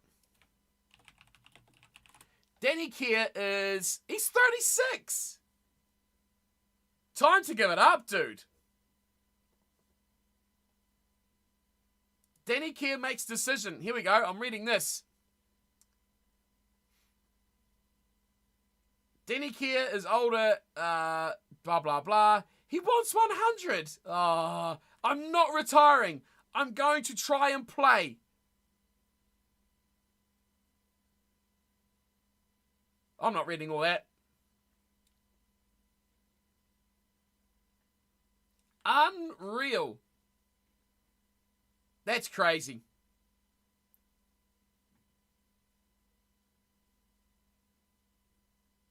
How many tests has he got? 96. Good timing, my team. 96. Oh, yeah. He's 4 off. Ah, that's incredible. One more Six Nations? Just get him in. Get him in against Italy. Bring him on when the game's done. 14 Crusaders and 1 other player, so that way they won't call him biased. Yeah, but all his Crusaders are leaving. His big trumps, you know, like Richie Mo'unga, gone. I mean, you have Will Jordan. You have Leicester. No, Leicester's gone. Who else has he got there at the Crusaders?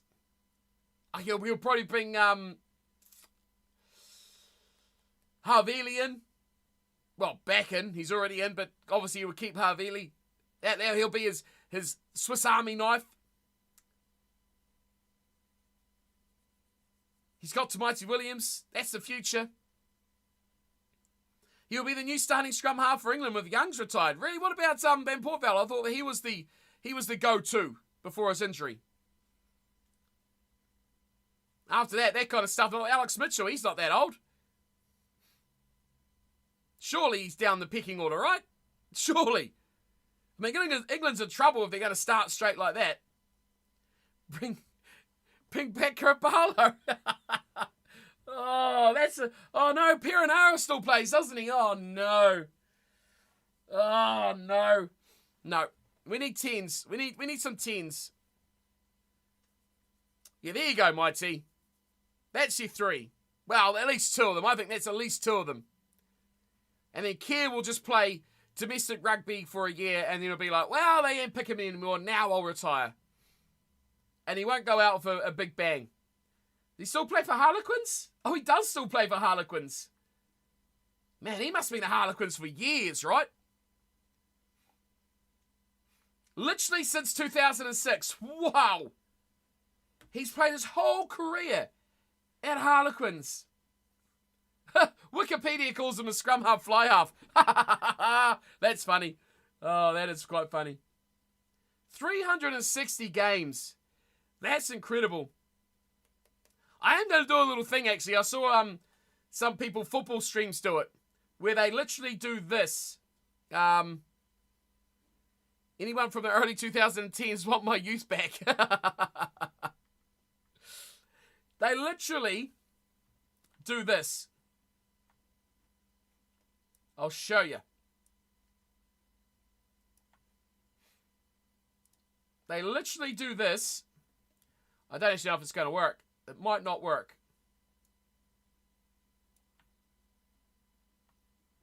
Matt Todd. Oh my God, Ryan Crotty. I don't know if this will work. But you do this and go bang. Who's that player? And you can guess who that player is. Of course, I'd cut it up and make it look pretty. But that's quite cool. I think that's quite cool. Of course, we all know who that player is. But regardless, we can find some random players like Matt Todd and Ryan Crotty and use them for that. I think that's quite a cool idea. I'm going to steal that idea. So we can expect that. Oh, you can expect that for the start of streams. That would be a good idea. Right, what else are we doing today? I wanted to laugh at this as well.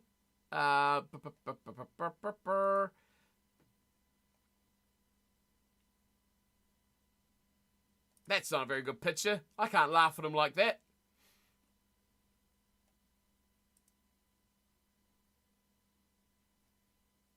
Now, where's a good one to laugh at him at? There we go. That's Australian. There we go. Can we laugh at him? Can we all laugh at him as well? Ha ha ha ha ha ha, Eddie. Ah, you loser. You absolute loser. Ah, so Eddie Jones is gone. Eddie Jones is out of here. Oh, Mighty, you've just ruined everything. RTS has gone back. RTS has been done for drink driving. But he's back with the Warriors. Thank God. Jeez, imagine that. Caleb Clark's still around. Will Scott Robinson pick Caleb Clark? That is one I could get behind. Down with Caleb Clark. Down with Caleb Clark. Yeah, I'd get a chant for that. Oh my God, Mighty, what are you doing? Is this the backline we don't want to see? Finney Christie starting 9, Scott Gregory at fly half. RTS in midfield with Caleb Clark on the wing. Oh, man. What about Sam Gilbert? He can kick pretty well.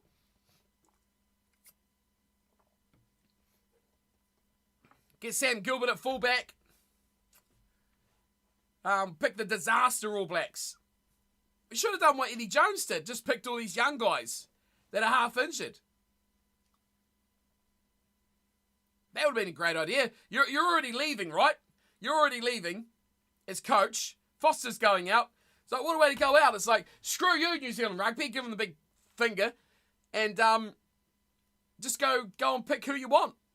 Go and pick like all these no-name. Pick Harry Plummer. Pick all the disaster players. And just go to the World Cup and lose. That would be funny. But no more Eddie Jones at the moment.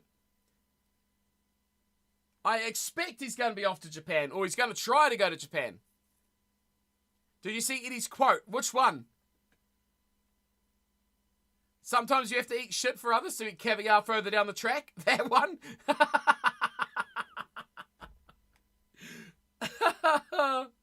A $5 million deal. So is that $1 million a year? So he was there for almost a year. So he got a near on $1 million. Man, I could coach the Wallabies for a month for $100K. I would do that in a heartbeat. I would assistant coach. I would just stand there and hand out water bottles for $5K for a whole season. Oh no, that's not enough. Need more than that. For $100K for a whole season. There we go. Way cheaper than Eddie. Way cheaper than Eddie. So he's going to be going 3 teams in 2 years, really. I thought he would have stuck around to the Lions. I really thought he would have stuck around to the Lions. But no. He has not. He's gone. He's bailed. At least they don't have to pay him outright and sack him.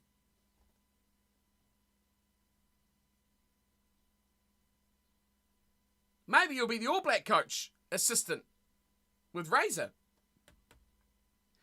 No, he's already named as assistant, hasn't he? Oh, that's a shame. You expect Australia to still perform badly for the next few years unless luck happens? I don't know. I think they could still be all right.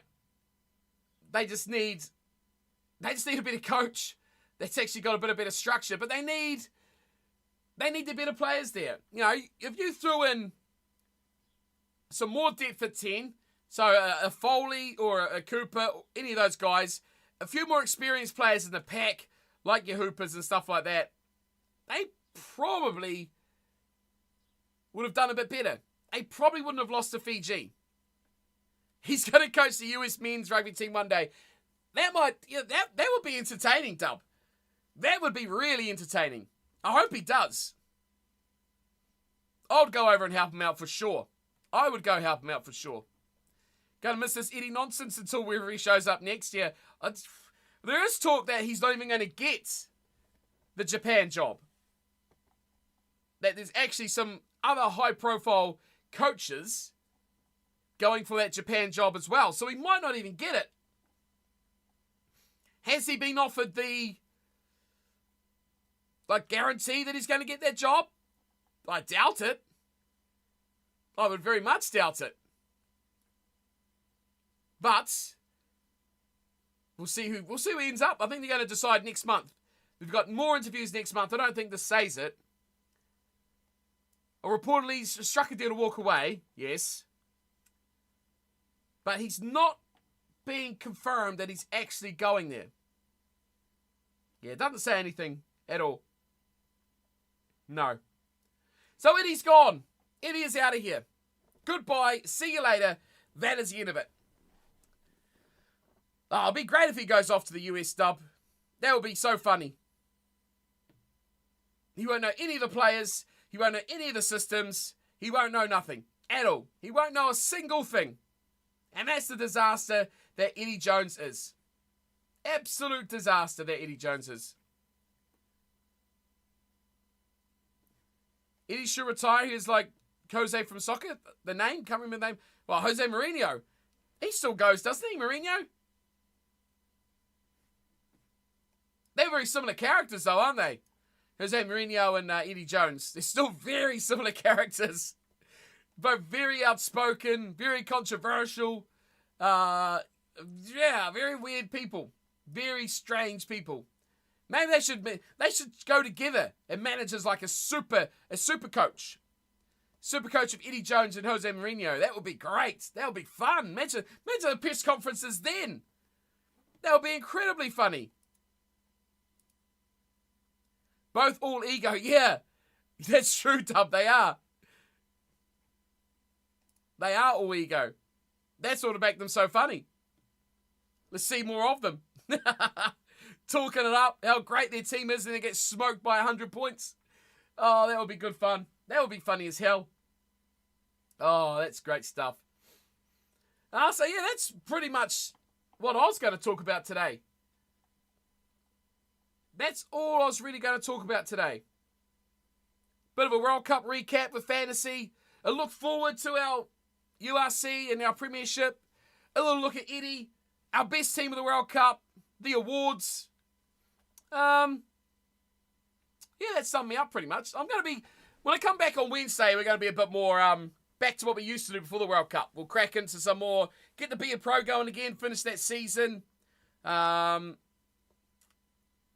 back to what we usually, playing some games, chilling out, laughing at random stuff, and probably traveling the world, right? Like we normally do. We'll see how that goes on Wednesday. I'll be back on Wednesday. And on Friday, like usual. But yeah, anything else we wanted to cover? Any big news to look at? Because this was really just a chill stream because it's Monday. World Cup's done. Finish up those things. Look forward to the rest of the tournament. I was thinking about doing some URC games. Actually, that's what I was looking at doing. I was looking at doing URC games, like live streaming them. Or Premiership. In the weekends. Because the time zones aren't that bad. So if that's something you guys would be keen on, let me know. We could probably pick out some games that are actually interesting.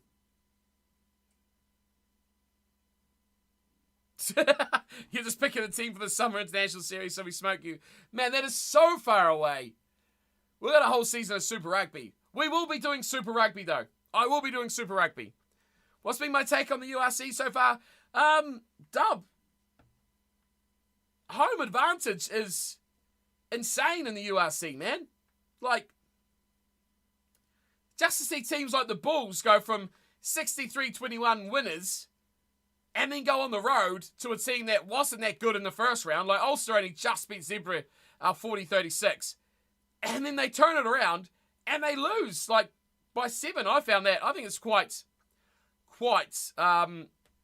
intriguing how home advantage is so big. But then you're going South Africa to Ireland to Scotland, aren't you? To Italy. You're going quite travel heavy.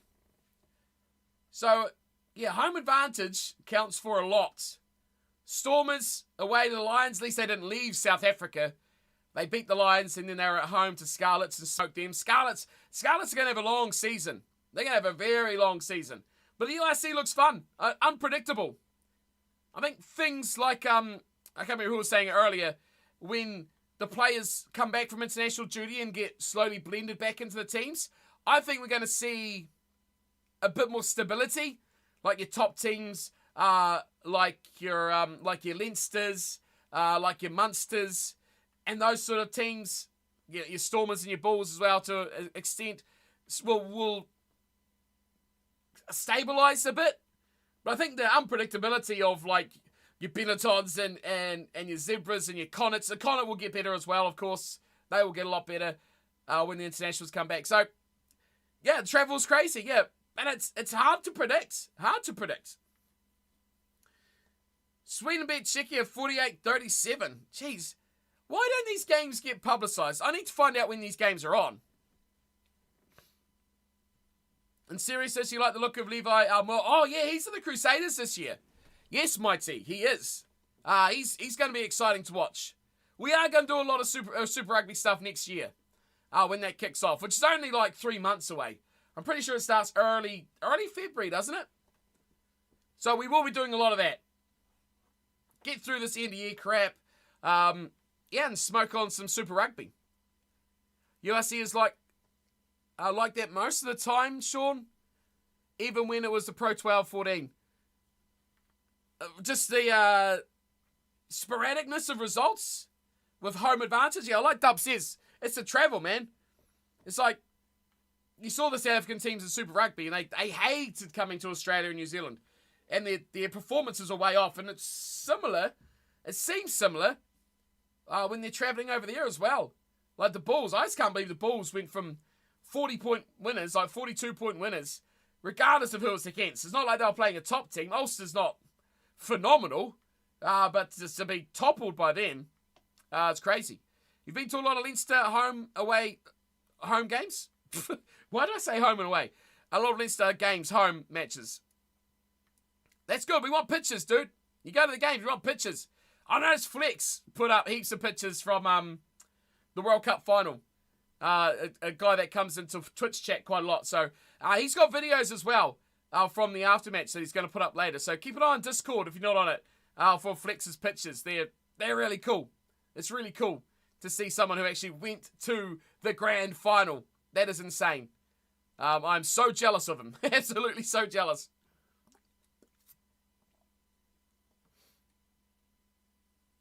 The Italian teams have done well so far. Yeah, the Italian teams are coming on quite well, reviewer. Yeah. I don't think they're the whipping boys of times gone. I think the Welsh sides are the ones more struggling this year. I think Scarlets, Dragons, they're the ones that are going to be a bit in struggle street. But yeah, no, the Italians look good. I think they started off the season pretty well as well. So yeah, a win for Benetton, a draw against Munster. That's a good result to me. Zebra have been competitive, not out of any of their games so far. So Italy's on the rise, man. Italy's got some good players. They have some good players. They've seen more experience, man, more time. Build that squad up. Get that continuation of players coming up while you've still got your top players playing at the top of their game. Welsh regions always struggle. A lot of players left to the Prem or the top 14. Yeah. The money is the problem for the Welsh sides. They have had the budget they had last season. Dub's jumped on Scarlets. He started following Scarlets and they're dead last. They've not had a good start, Dub. Yeah, they got smoked by the Bulls. And they got smoked by the Stormers. But that's rough. Both away games, though, Dub. Just remember that. Both away games. Round 3, Scarlets are at home to Cardiff. That might be a game they could maybe not win, but I think they'll be competitive. I think they'll be a bit more competitive against Cardiff. Yeah, you heard right, Dub. It's possible. They're in talks. They are in talks of that possibly happening. So we'll see. We'll see how they go. What's up, Jack? What's Wagwan? Wagwan? Okay. Hello.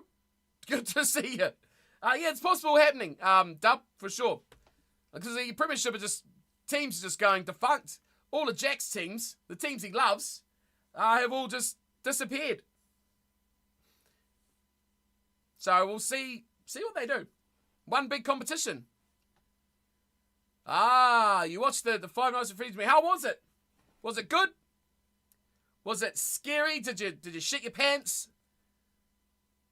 Did you have to go out and clean up on aisle 3 or row 3 is in a cinema? That's the real questions. Better than you thought. Okay, there you go. 3 stars, better than I thought. Someone shat themselves.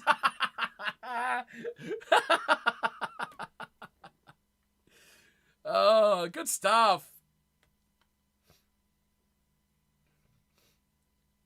Premiership was on Peacock in America, but now it's on lower level services. I'm guessing it was struggling.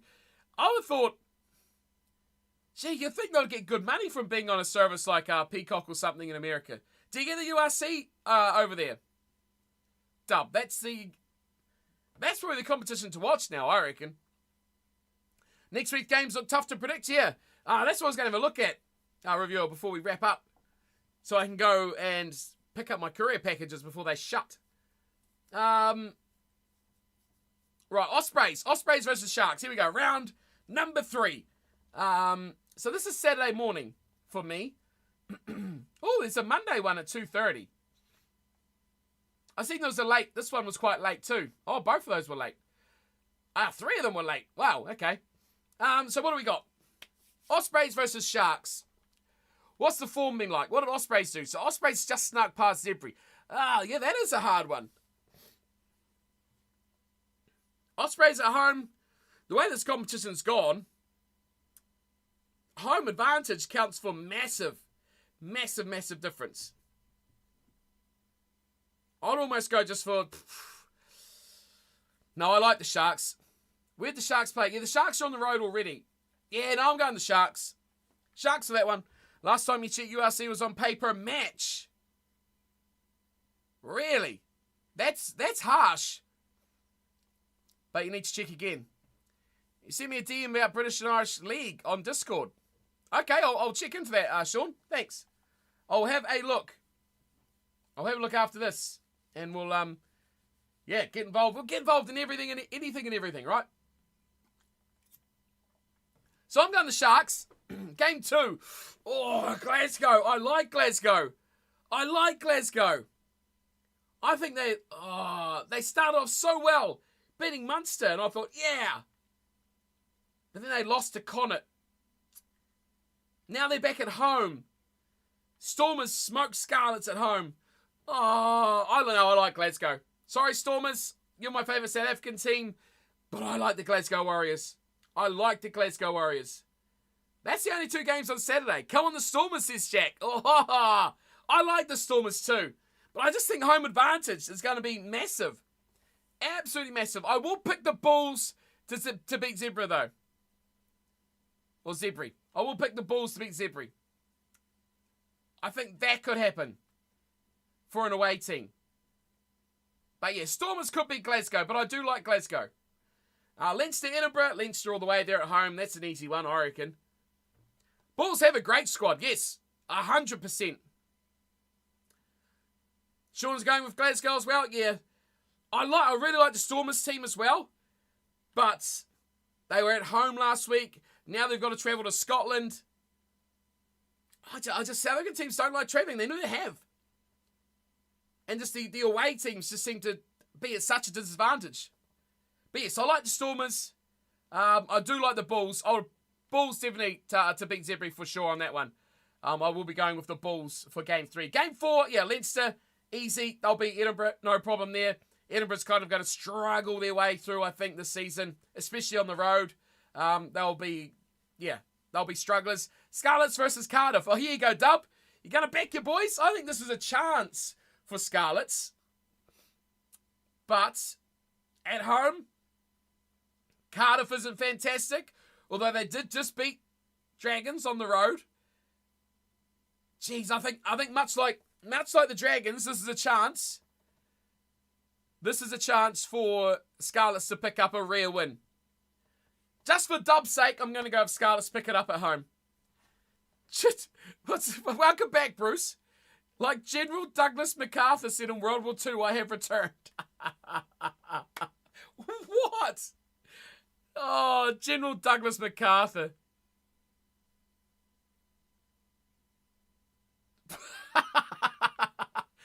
I know that username. That's the boy Brett. Brett's... Jeez, how many accounts you got, dude? Yeah, game number... What are we up to? Game number 6. Munster Dragons. Sean says Munster beat Dragons. Yep.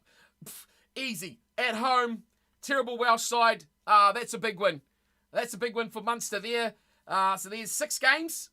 We're done. I should be writing these down, shouldn't I? Let me write these down on my notepad, which I've got over here, which I did for the last round of games. Let me just get rid of all this crap out of the way. So, we're going for... You need a stick or something to watch the matches. A stick? What do you mean a stick? I mean, there's trees outside. I can go get a stick. Trying to get your hungover ass to work? What, you're actually going to work? Jeez. I'll be calling in sick, dude. I'll be calling in sick for sure. We're going for the Sharks. So, Sharks, I'm going to write this down so I can look back at it. Sharks over Ospreys. Game number 2, we're going for Glasgow. Just. Glasgow over Stormers. Oh, man, I can't smell. I can't spell. Bruce, so we were talking about that earlier. We're going to make it... I was doing a bit of planning for the Rugby Rejects. I was going to make it a kind of like... Remember we did the Ultimate Team, right? How we went and we beat teams to get their players. I was thinking about making the Rugby Rejects or Super Rugby Rejects like that. So we start off with a team of no ones, and then we go and steal players from their club to join us. So we go to, I don't know, wherever these clubs are, when you steal 1 player per game. And make up a team of Super Rugby Rejects to take on, I don't know, take on the world, I guess. Forward Rebels. That's my idea. Then we can make it like a little series. It'll be mini-series of about 15 or 16 episodes, right? We can go steal players. If we lose, we don't get the player. We got to beat them to steal their player. Does everybody in New Zealand just love rugby, or are they people who say they're glad it's over? Oh, there's definitely people that say it's glad it's over, Finn. 100%. 100%. Yep. Not everyone here is a Super Rugby fan. That is for sure. Although, well, I went out yesterday. Yesterday was a really nice day here as well. And yeah, we just, it's a bit, doesn't exist, right? No one really cares. Like, I don't know, I thought you'd go out and you'd see people wearing gear and stuff like that. But nothing really. Nothing really at all. It's all a bit quiet. I've got to go out and do some stuff today, Finn. So I'll see what it's like today. I'll see how the feeling is around the locals about the World Cup. You won your rugby club's World Cup Fantasy League and you won nothing. There you go. You won a round of applause. You actually did quite well in our league, Jack. You actually got some good picks in the end. Talia was a good call. Well done on Talia. But we have to get Yayan a prize. That's what we have to do. He was the leader of the only one we knew. Non-stop coverage gets old. Sometimes I get tired of non-stop NFL talk here. Yeah. Yeah, Will Jordan was crap. I mean, the All Blacks were pretty crap. Their game was pretty, like, performance-wise, there wasn't, like, super standouts. Peter Steph Tutoy was pretty good. Like, even Itza Bears was pretty bad. The line-out, you know, like, guys, you'd be solid, reliable to get your points just for, like, line-out wins or stuff like that. didn't do it. Ed Smith got nothing. Yeah, it was two-stop start. No one really stood out. A bar probably, Detoy.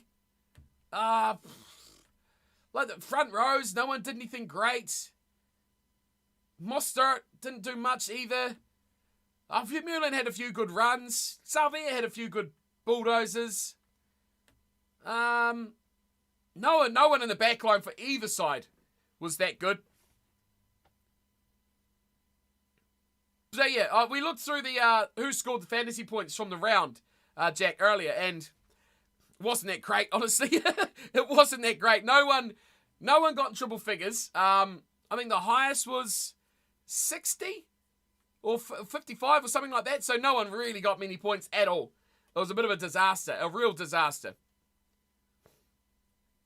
Yeah, we get the non-stop coverage here too, Dub. We get quite a lot of it as well.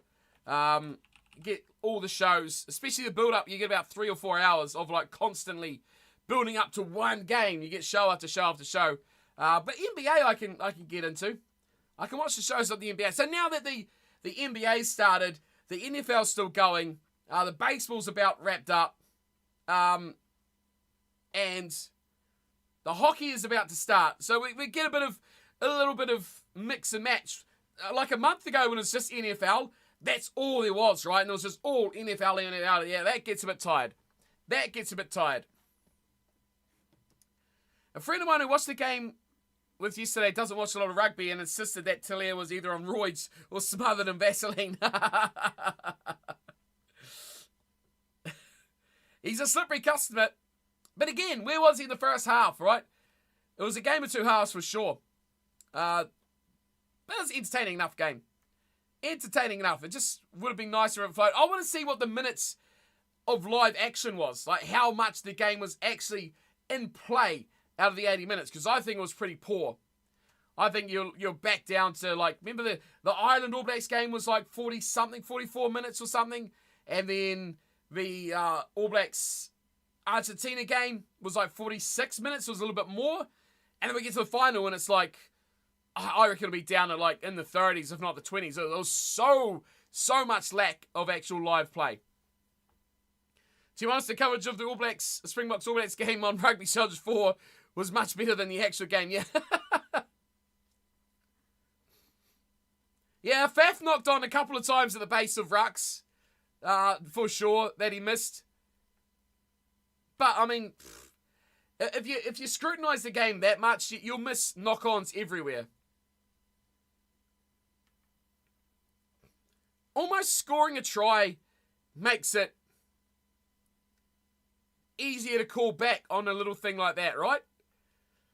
Like, if you score a try, they're going to go back to that thing they weren't worried about because, it's resulted in a try. Yeah, that went on for 4 or 5 or 6 phases, and then the All Blacks scored after maybe a scrum or something, it would have been fine. But because it's like, the direct result of that knock-on 1 phase later has been a try, we better go check that. So you think, if Faf knocked that on and they scored a try, then it probably would have gone back as well.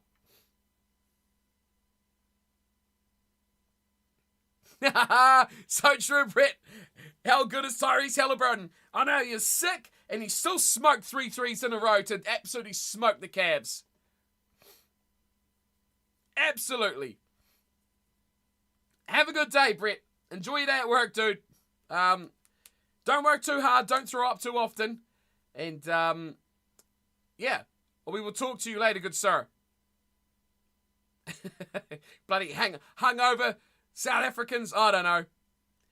You don't know why they couldn't give a penalty try for Evans' interference? Because it led to one? Well, that's true too, right? He forced the knock on by taking out the ball carrier, the jumper. I do agree with you there, but the ruling was, yes, he's committed a penalty, so advantage, but the knock-on has resulted in the advantage ending for the penalty. So I get that part of it. But yeah, because it literally did result in a try, that does bring in the penalty try conversation. It does. But boy, that's a long shot call, Finn. I see your point though. I do see your point. And I do not say you're wrong. But that's just something I could not see them ever calling on. Ever. As much as I agree with you. And did think of it at the time. I was like, well, he's resulted in stopping that happening, yeah. Cards are a lottery. I reckon there's someone up in a little room with a dartboard and a couple of darts. And he's just got yellow card, red card, penalty. Yellow card, red card, penalty. And he just throws it. And it's like, we've had a penalty. Card man, do your job. And he goes, shook. Oh, it's a yellow card. Right, give him a yellow. That's what happens. I don't know, man. I can't pick cards anymore. I'm just lost. It's just, no one knows, man. No one knows. It's crazy. Timo got involved way too much. Yep, I agree, Finn. And he ruined the game, right? What I like is, I look at Dub. Dub and Bruce as our local Americans.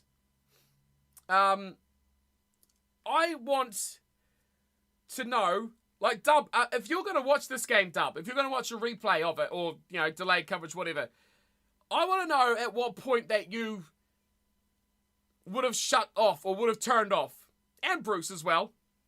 At what point you would have gone, like, if you weren't interested in the game as like just a sports fan tuning in because it's a big event, how much you would have watched before going, this is garbage, and turning off. Because I don't believe that was a spectacle for your sport. Yeah, I agree with you, Jack. I thought Khaleesi should have been red as well. Yeah. High impact, head on head, both players upright, no mitigating factors, no late change of direction because he was in the air. Yeah. I don't know where they got any mitigation from whatsoever. But I want to know as a non-rugby fan who would have actually watched that whole game and gone, wow, this is fun. I want to watch more of this sport. So I think no one would have done that at all. But yeah, I agree with you, Checo. I do agree with you, man. Back to my picks. Bulls over Zebra. Zebra. I always call them Zebra. They're not Zebra, they're Zebra. Game number 4. Oh, God. Leinster, easy. Leinster over Edinburgh. No trouble with that one. Game number 5. We were back in action. Scarlets and Cardiff. You know what? I still think Cardiff's going to win. But I think there's a good chance for Scarlets. They could actually pick one up. Yeah, Dub. Yeah. Like, aside from the fact of whether you're a South African or whether you're a New Zealander or any way like that, like, irrelevant. Like, I don't care what country you're from. Maybe as a neutral, right? That likes sport. I like, someone that likes sport. I'll read that in the comment, Finn, because I think it's another discussion completely. I like sport. Oh, there's a grand final of a World Cup of a sport that I don't watch very often. Of rugby, right? As an American, as a Brazilian, as a, I don't know, any other country in the world. I'm thinking non-rugby countries. As a Russian, as an Australian, because let's be honest, they didn't know the World Cup was on either. Watching this game, looking at it and going, yes, let's watch this new sport I don't watch very often. And then watching it, and how long would they stay watching it? How long would they stay watching it? I think most neutral, non-rugby fans would have shut off that final, your pinnacle marquee event, your grand final of a World Cup, once every 4 years. They would have shut off after 20, 25 minutes. Turned it off, gone, on something else. Because of the stop-start nature of it, Dub. Like you say, refereeing hurt the entertainment value. I think the pre-match entertainment hurt the entertainment value. It was garbage. You get this guy singing his dumb songs and no one gives a shit. Atmosphere dead. Connor won both their games 34-20. Really? 34-26? Wow! That is uncanny. What a stat reviewer. That is so uncanny. But yeah, I just think the entertainment value was shot by a game that was so stop-start. Players getting sent off, which puts teams into a defensive mode, which doesn't give you excitement value of attacking rugby. It didn't rain. It didn't rain until after the full-time whistle. That should have been like a sign from the rugby gods that it's like, here you go. Have some, yes, maybe wet underfoot, but have some dry weather from the sky to play this game of rugby on.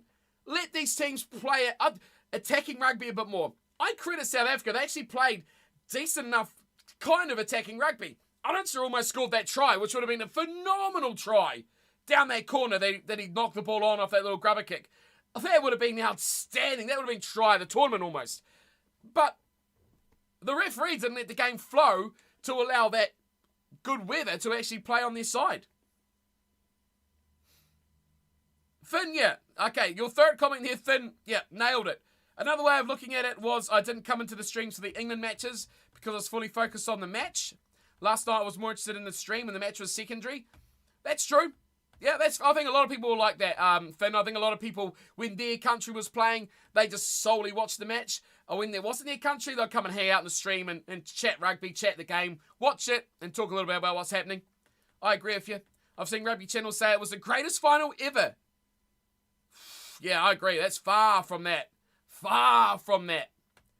It had the it had the closeness and the excitement at the end. But man, by half time, it was like, even though it was still close, it was like, what a garbage half of rugby. The spectacle was not there. Of all your non-rugby friends, Finn, only one watched it. Well, there you go. And said it was ruined by the referee. Chances they stick around is now low. Yep. Exactly. That's exactly what I'm thinking. And like I say, Finn, this is your marquee event. This is the pinnacle of 8 weeks or 7 weeks that draws all your new audience in. They're not going to watch again. We should have had them playing, the Fiji-Portugal game, or the France-Uruguay game, or the Portugal-Georgia game that we watched highlights of before. Like those, Japan-Argentina was a pretty good game as well. They were really good, exciting, fun games. They were close, they were tight, they were exciting, they were attacking. It showed all the good parts about rugby. And they're the games that World Rugby is trying to squash. And then you get this final with one try. I can't even remember the try. That's how garbage it was. Who even scored that try? See, I can't even remember. My mind is gone. It was 24 hours ago, and I can't even remember. Barrett. It was after the one got disallowed, wasn't it? Was it Geordie? I can't even remember. Marchley breaking 50 tackles and offloading to Bowden. Man, I can't even remember. I literally can't remember. Most boring BS final. It was Bowden Barrett scored it. Jesus, I remember Aaron Smith got the one that got disallowed. That was actually a good try. But I don't remember the next one. I don't remember the one that actually scored. Ay. My mind is gone. And that just sums it up. That was the highlight. And that's what I don't remember. What does everyone remember? The cards. Everyone remembers the stops. All that sort of crap. Let me catch up. I'll say very rarely will a final bring in random new fans unless your country's in the area. Reckon Pen Pan. And good to see you, Pen Pan. You don't reckon... I know for the Football World Cup, a lot of people watch that don't normally watch football. I would have thought a Rugby World Cup final, if non-rugby fans were going to watch any game of rugby, it would be that. That would have been my guess. And they're not going to watch it after that, are they? Don't show France versus Namibia. Yeah, all Blacks versus Italy. Ugh, that was a shocker as well. Making the sport we all love safer has unfortunately hindered the entertainment side. Yeah. Pen Pan, that is so correct. That's why these guys get paid the big bucks as well, right? They get paid a lot of money because it's a high-risk sport. It's a contact sport. It's high risk. You get paid a shit ton of money. So, we make the game safer. Do they get paid less money so we can put money into other areas that they get paid safer for? Or not? I'll tell you, Dub, I don't want to miss your comment. I've definitely watched a few rugby matches that tested your patience. Right. I watched one of the England warm-up matches and there were a ton of stoppages. Crowd died. Exactly. And that almost makes you want to shut off, right? It makes you want to shut off. England games were, as much as you credit England for having that ability, and I'm not going to hate on England, Jack. I was only hating on England to give you shit. But, right, England had a game plan, and they executed it perfectly. Rules of the game and strengths of their game, they played the best game they could play. The problem for it, from an entertainment point of view, is it was a very boring style of game. So, England, yep, they played the best rugby they could. They did incredibly well. They played to their strengths. They defended awesomely, but they didn't entertain the fans. And for England rugby, who gives a shit? Because they're there to win. And as long as they play by the rules, that's all that matters. But for World Rugby, watching in the watching these matches, and fans, they would watch an England game as close and tense and exciting they were. I think the semi-final was all right. Even though that was still a kickathon, right? It was still close and flowing. Like the game was actually in play enough for it to still be exciting. Bronze final was better. Yeah, bronze final was better than the final. First half was a bit too much box kicking. I thought the second half they'd come out of their shell a bit more. Especially England. I think Argentina kind of, I don't know why, tried to box kick England, box kick England, which is just bizarre. Connor also, reviewer, yeah, we've got to get back to our picks. We're up to game 6. Yeah, we are. We will get back to them. We will get back to them before I wrap up, reviewer. Don't worry. But yeah, I do agree. The bronze final was way more exciting. Seeing Mateo Carreras just like monster players on attack. They did, yeah. England could have given a bit more width on the ball, but yeah, it was a better game than the final. I'd agree with you on that one. But yeah, England do what they have to do, what they do, right? And they do it well. They did it really well. You wouldn't say Football World Cup was incredible. Gee, I can't remember that. But yes, generally it is a massive event. You wouldn't say it was marketed very well, though a Football World Cup is shoved down your throat, so you feel obliged to watch final. It is. That's true. That is true, Pen Pan. It's like they need to help the lesser countries develop. That means sharing the game with the world, and they want to keep it a closed group. I think that's to do with World Rugby, right? Finn? That's to do with World Rugby because it's so old boys club. Like, you look at all the people on the board, and they are all English, Irish. I don't think there's much in the way of French there as well. But they're a very old boys club from 50 years ago that want to keep the game the same as when they were there. I think they need a complete clean out. They need more influence from the Tier 2 nations. I don't think it matters where the people come from. I just think it domestically needs to be more open to the levels. So you need people that are open to change and people that aren't looking out for themselves. Right, Finn? That's the problem. These guys are looking for themselves.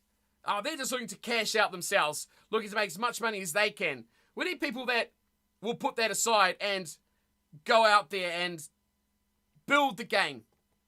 Share it around. Also, say the Football World Cup was full of world-renowned players.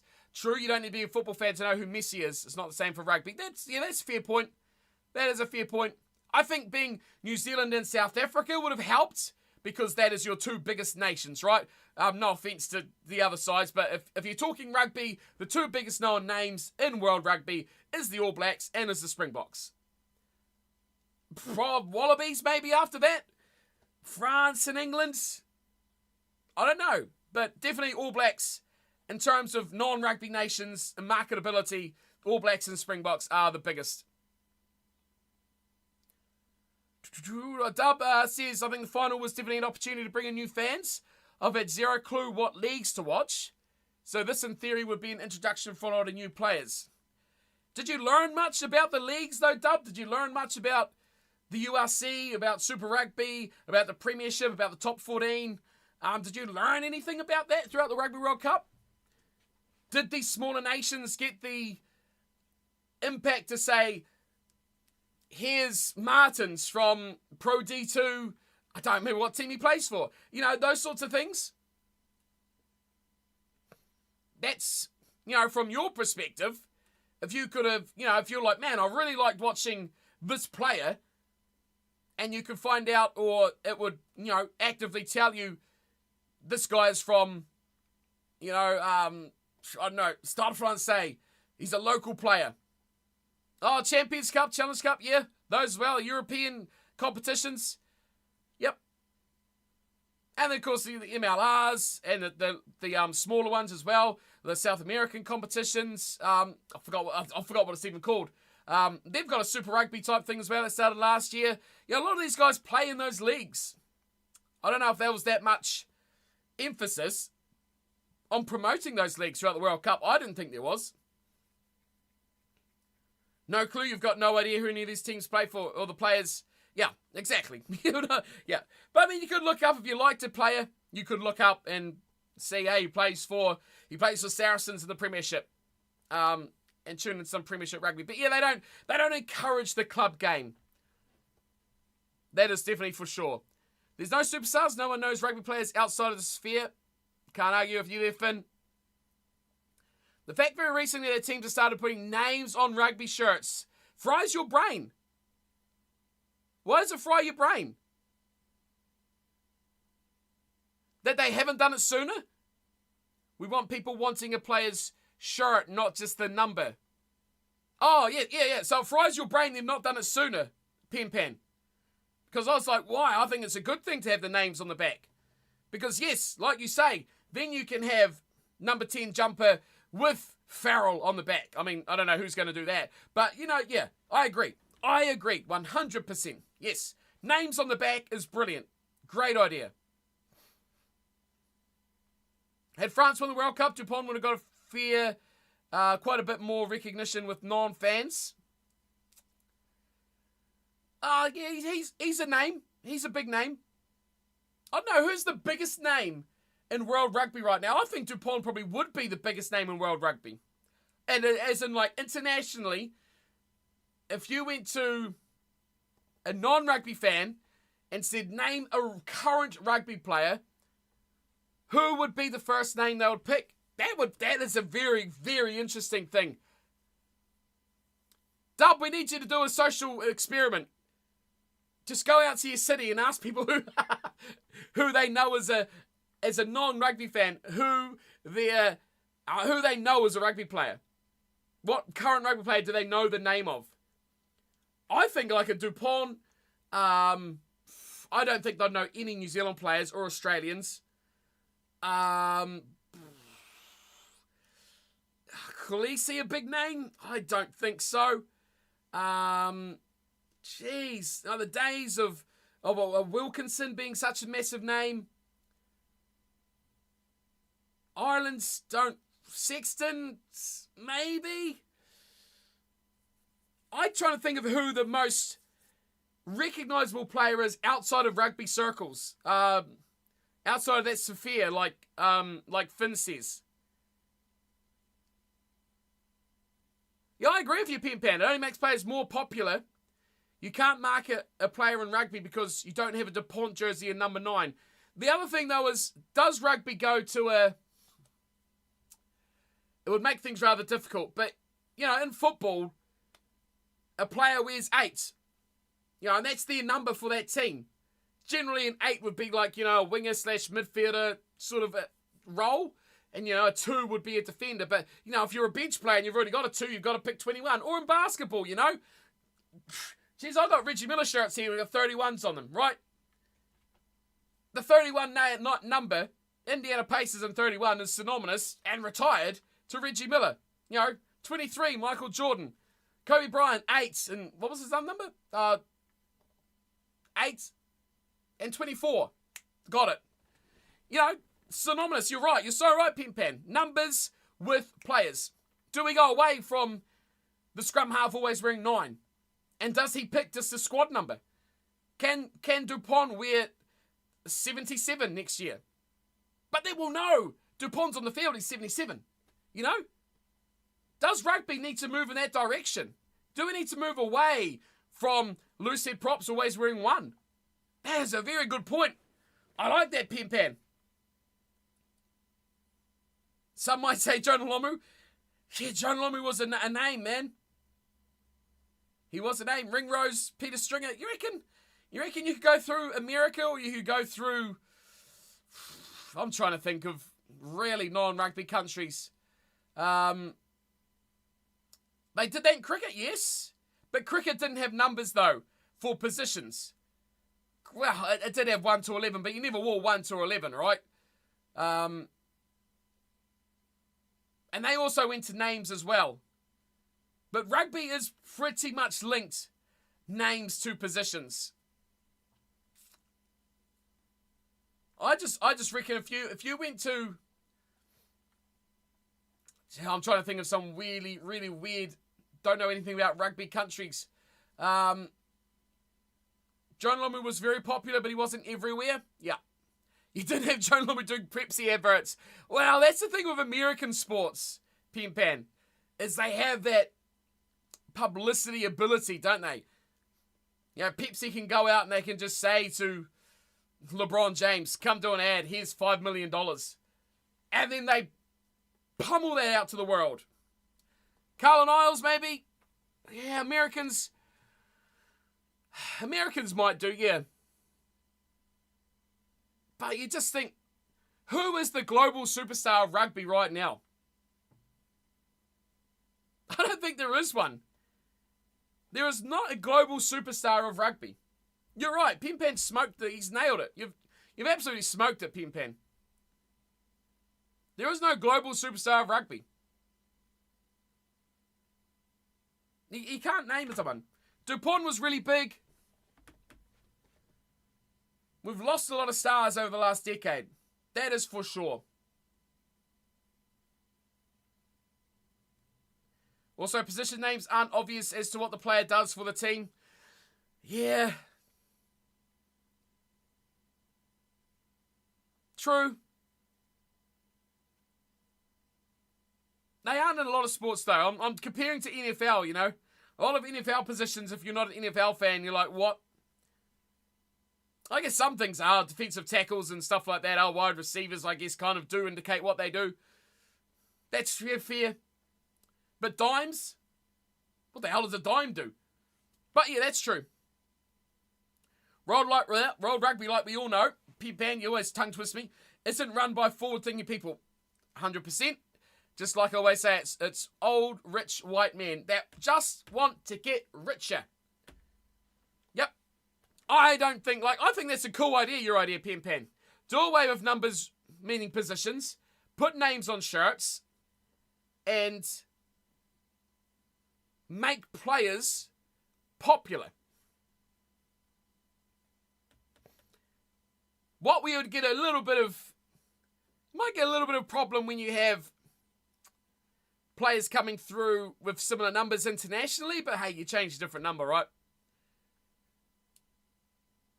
I guess that's where the NBA and stuff kind of has a bit different, is because international game isn't really that massive. And if you're going to have someone from Saracens going in and someone that plays in a different position from Bristol, you know, and they both wear 56, who gets to wear 56? I don't know. That's the only problem you'd have. But I like it. I like the idea, Pen Pan. I like the idea of promoting the game and the players. Like McCaw to me will always be a 7. That's what his name is known, with. But Khaleesi could be a 33, and that kind of fits. Yeah, I agree. I like your idea. I like your idea. It's a very forward-thinking development idea and popularity. I love it. I would love to see that happen. It would adjust. The old fans would be like, this sucks. But it's good. I really like that. I really like it. I really like it. I'm going to write it down. Numbers not unique to positions.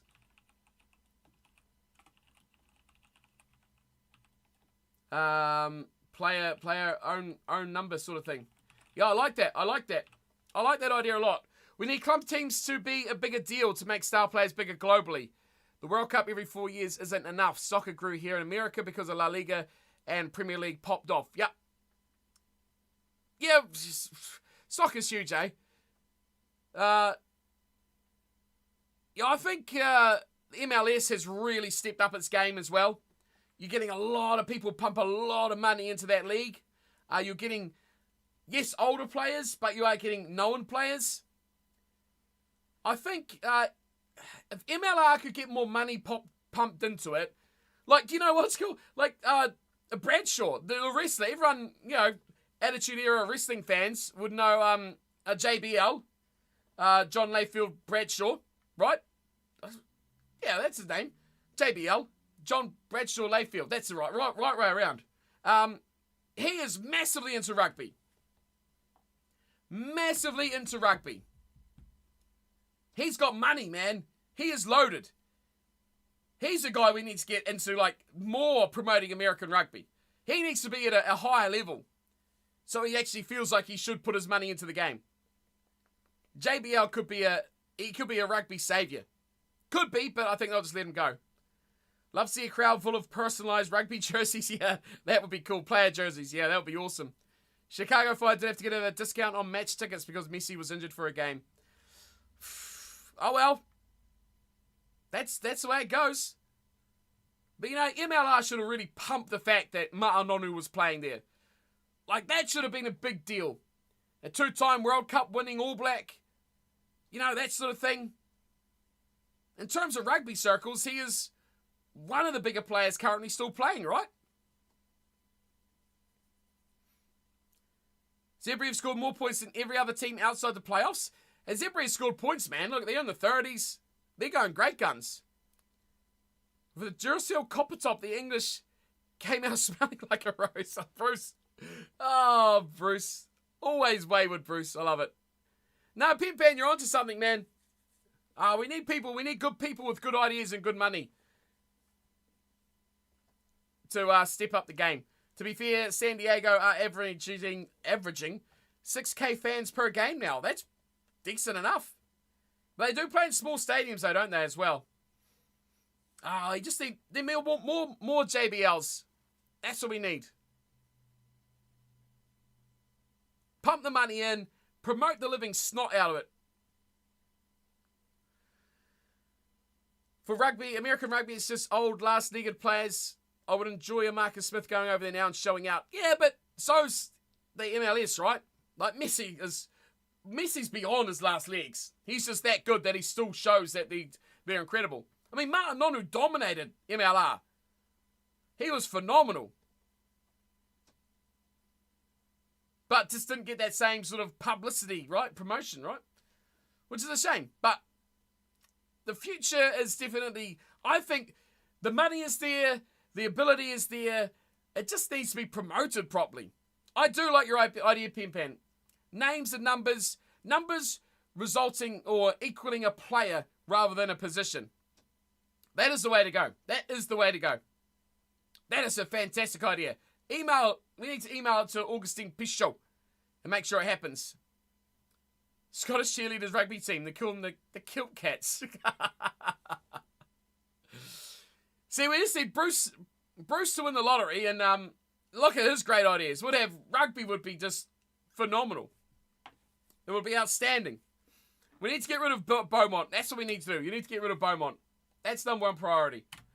Right, let's go on to game number 6 before I just sit here and talk about what we could and should do. I agree, though. Need some current players going over there and ripping up. But would Marcus Smith still be eligible for England? He wouldn't be, would he? Do England do they have to play local thing? Because I know if a New Zealander signed to go over there, they can't play for the All Blacks. And let's be honest, a Super Rugby player who's not good enough for the All Blacks ain't going to make waves as a name in America.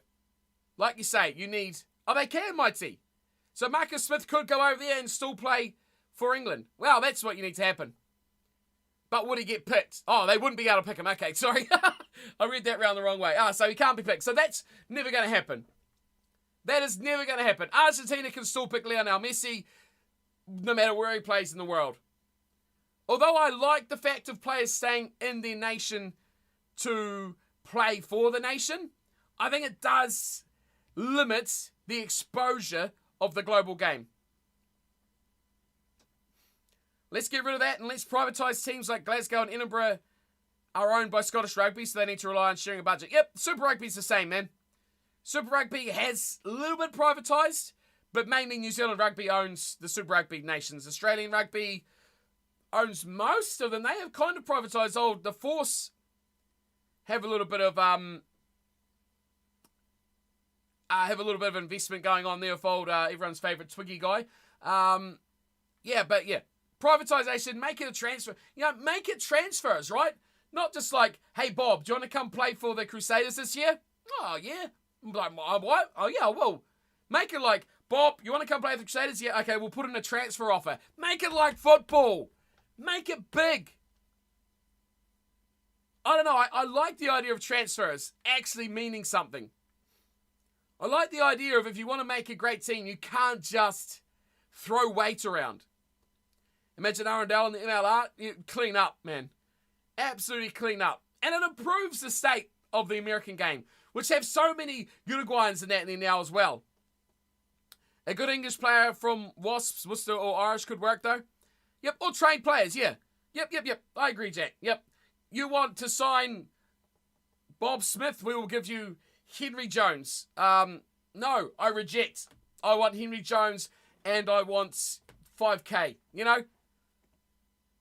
Make money. Your top teams make all the money, okay? They get it. They've got to use it to keep improving their team. Or you get your domestic players through. You contract them to your club. You want to sign that really good 18-year-old? You want to sign Levi Almua from Moana Pacifica Crusaders? You've got to pay out the nose. And look at that. Man, 500K just went into Moana Pacifica. Probably not that much. But you get my idea, right? Sponsorships come along. We want to own 5% of the Crusaders. Here's $2 million. Use that money as a 2-year stake, right? I don't know, whatever. And then use that money. We want to sign Almua. Here's $1 million. Whoa, Moana Pacifica's like, holy shit, we can afford a pitch.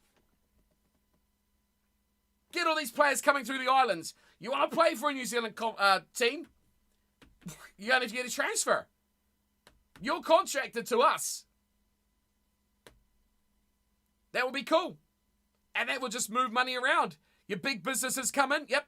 Privatise it. Sell shares. Yes. Get your promoter heads on. Yeah. Sell shares. Buy the team. Trade players. Sell players. Buy players. Big companies come in. Own parts of the team. With big money. I'm not talking, 50K for the name on the front of the shirt. I'm talking like millions. Millions of dollars. You want to be on the Crusaders sleeve? $2 million per season.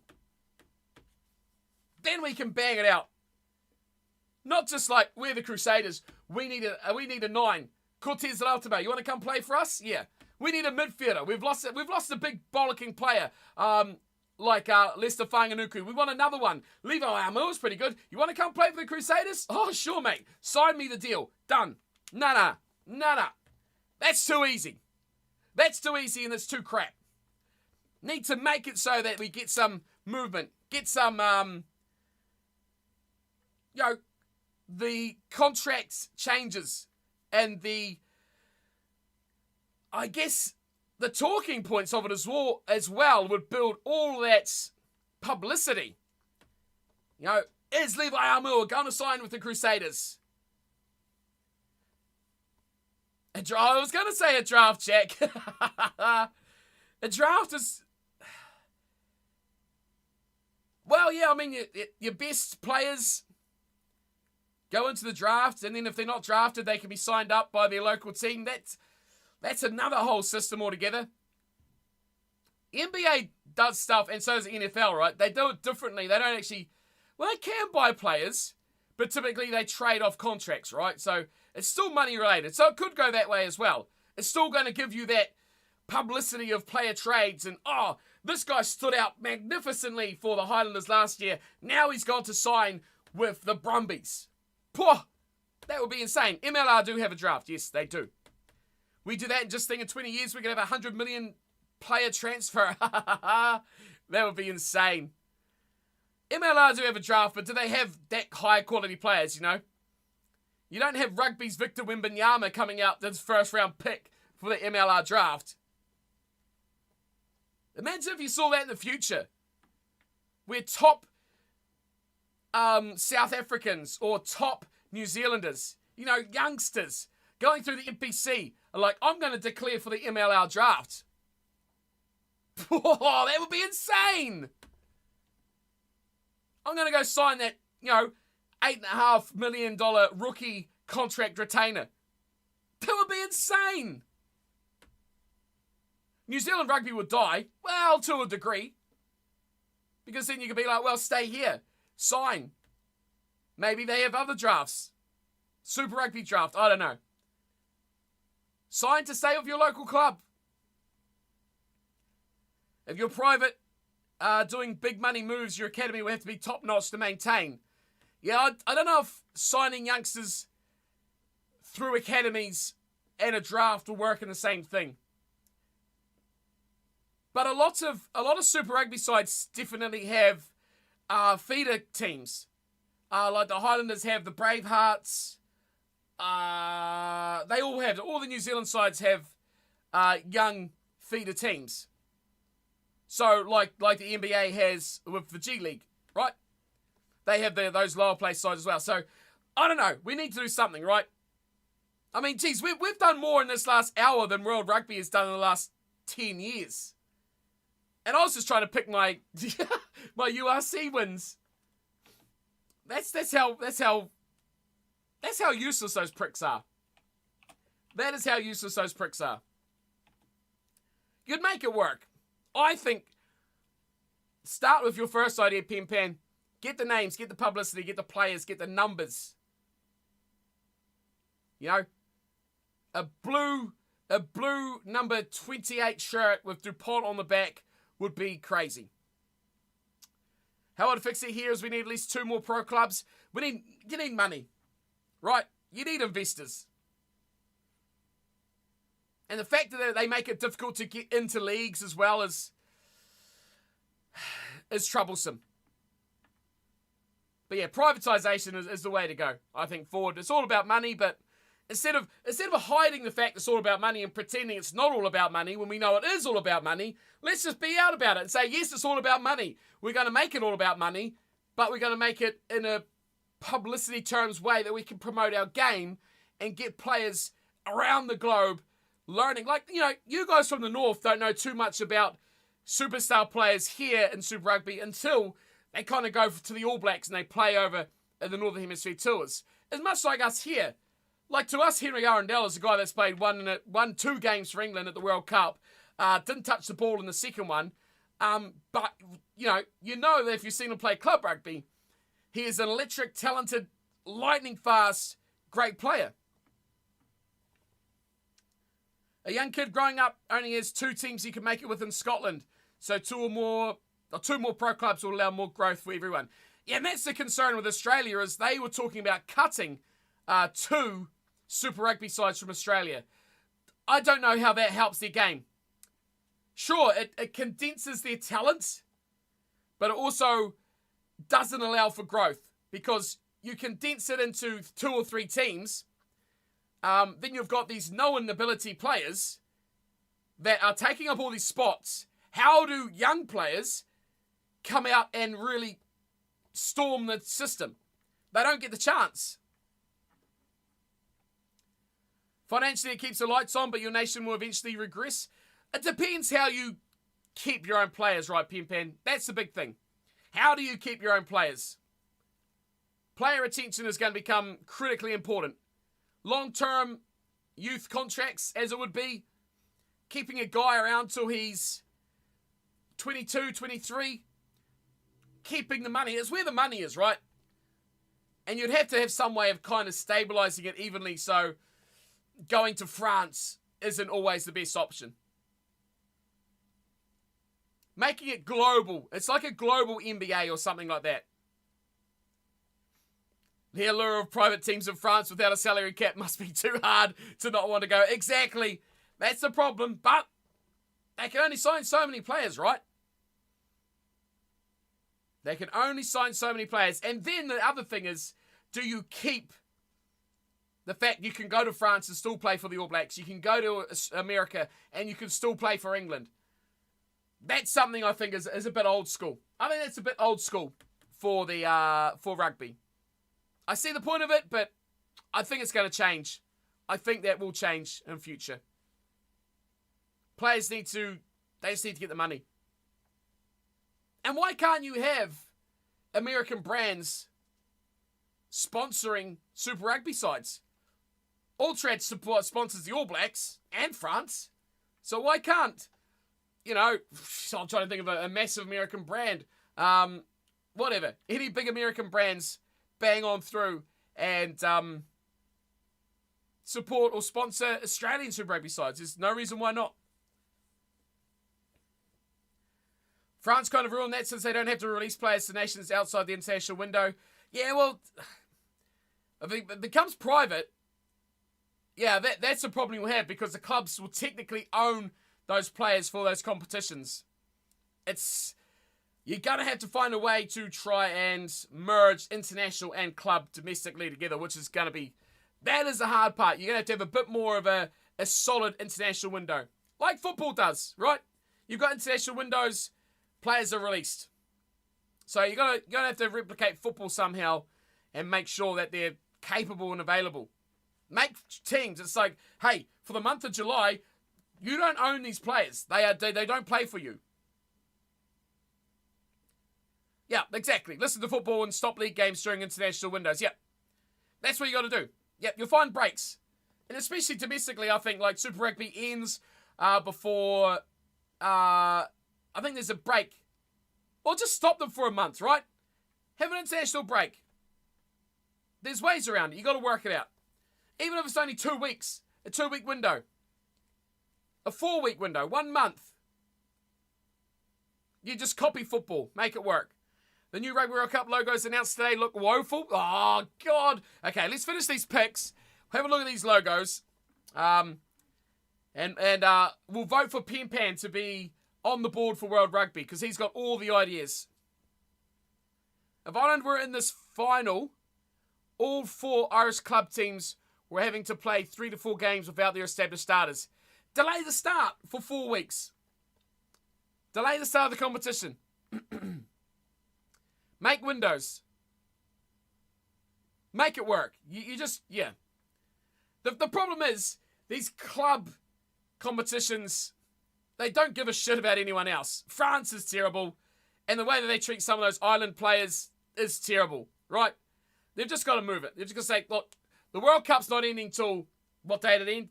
The 29th of October? Our first round will be the weekend after that. Yep, okay, it's rough. 1 week break. But if you want to rest your guy, then rest your guy. URC does not play games during international breaks unless they are games that are postponed. There you go.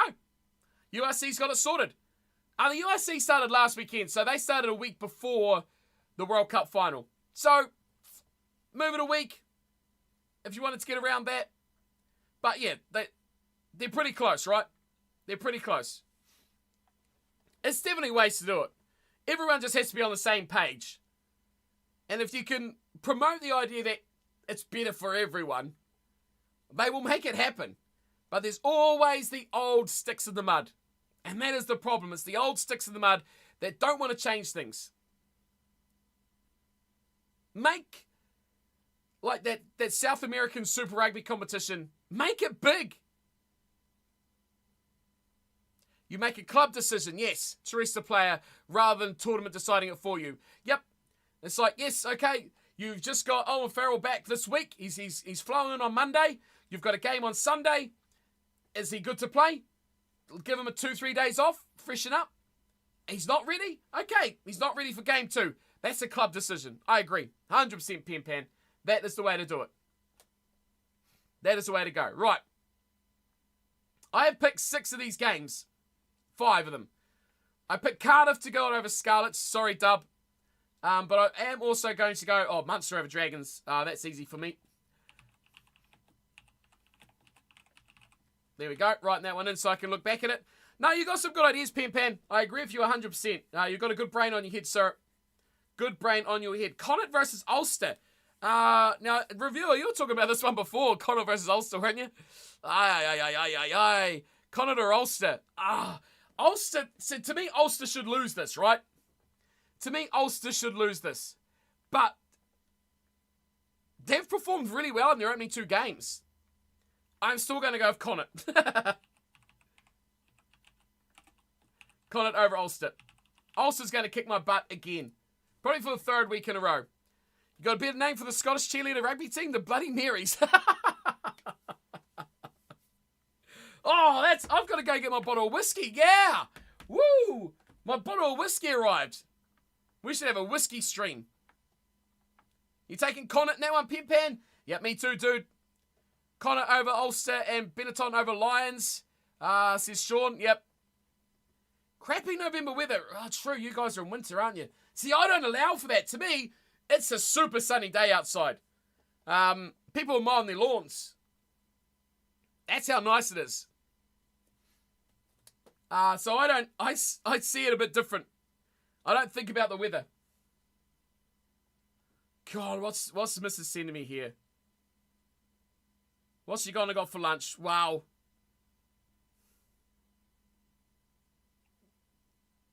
Jeez. Good for some. Right, they'll keep her happy. Last game, Benetton versus Lions. Yeah, I will agree with you there on that one. Benetton over Lions. Lions look all right, but I don't think they're going to be super contenders this season. I don't think they'll be super contenders. I don't know if you can hear that guy's lawnmower, but he sounds like he's running over a tree. Right, I do want to look at these logos. What, Rugby World Cup 2027 reviewer, is it? Rugby World Cup 2027 logo. Oh. Is that it? The A? Is it the A? No. No, surely not. Not this. That ain't it? What one are we looking at? Because that's horrible. That there is horrible. A big A. Oh, you can't see it. It's on Reddit? I can forget. That's shocking. It's on Reddit. Okay, we'll have a look. Is it for 2027?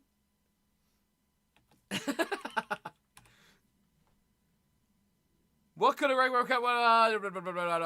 Lots of Reddit threads. There's lots of Reddit threads.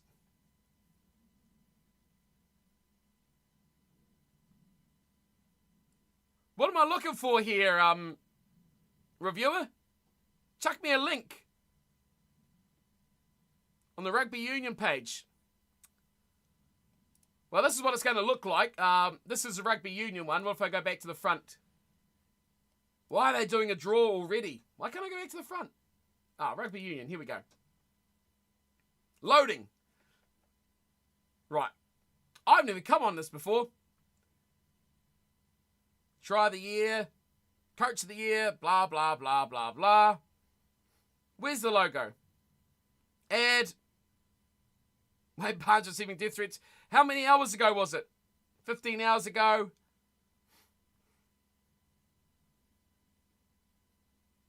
Jones resigns. More ads. Jeez, look at South Africa. That was a great tackle. Don't know how it was legal, but it was phenomenal. Got to put that countdown graphic up for 2027 World Cup. I'm seeing no logos. Oh, it's not in order. I like this. I like this. Shows up, hits historical lows, leaves.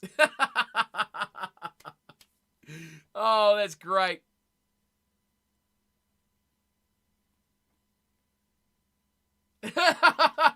Eddie stint as Wallabies coach.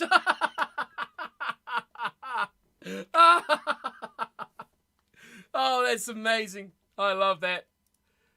Oh, that is the best thing ever.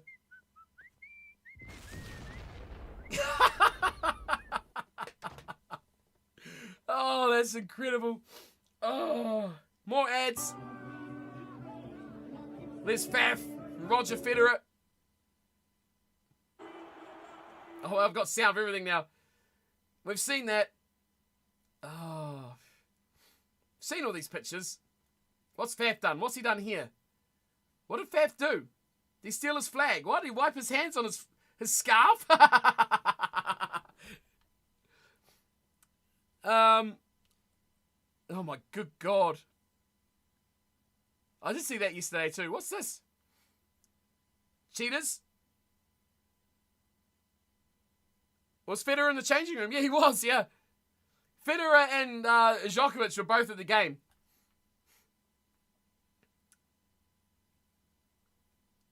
Oh, this could be some cool highlights. 80-meter counterattack. I like the looks of this. Oh, learned some French. This is from 7 hours ago. Lyon and Clermont. Oh, look at this.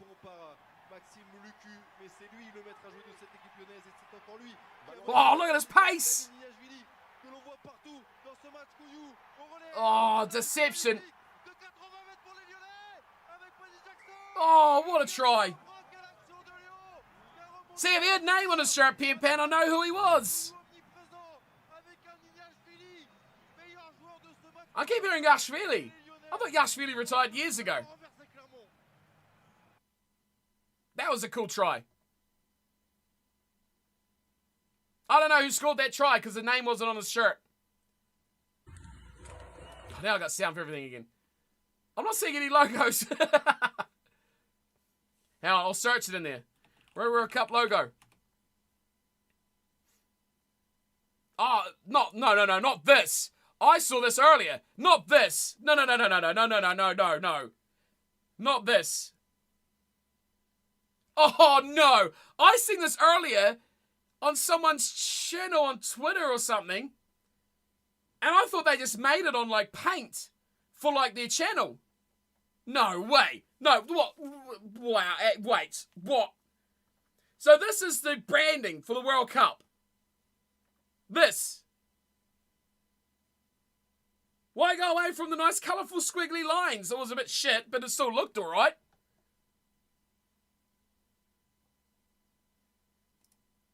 Only someone as geriatric as Big Bill could throw away a recognisable brand logo, which could be uniquely adapted for each tournament for the most generic 5-minute, not even Photoshop, that's a paint job, ever.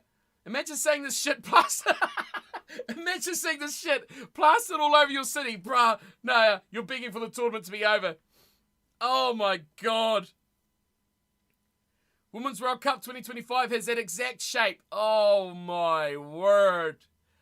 I thought this was just someone's channel art I seen on YouTube or Twitter or something. That's disgustingly bad. And how can you uniquely portray that to Australia for 2027? You're not wrong about it being generic. It looks like it could be a logo for a cement company, a mortgage provider, or a government agency responsible for supplying stationery to council officers. It's vaguely ball-shaped, but that's it. Oh, surely this is a joke. I would have loved. Oh, I could have done better, and I suck at, like, you guys know I suck at logos. From the organisation that brought you the World League. Have a logo. Give me 20 minutes of Canva and I'll come up with something better. The graphic designer is stealing a living. Jeez. 3 minutes. Crazy. Looks like the sign of a cheap French hotel. This is as boring as generic as Bill is. Oh, man.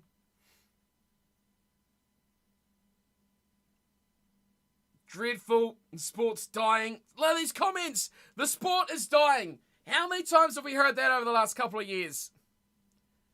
Guys probably on more a year than all the players. Yeah, you're probably not wrong. They hired a kid to make that. Oh, man. Reviewer, this is so bad. That's a clinker. Add to this list of things ruined by old white men stuck in the 90s. So true. Nothing but the best from William Beaumont Marketing. Oh, man. I can't believe it. I saw this yesterday. And I was like, that's some pretty shit channel art.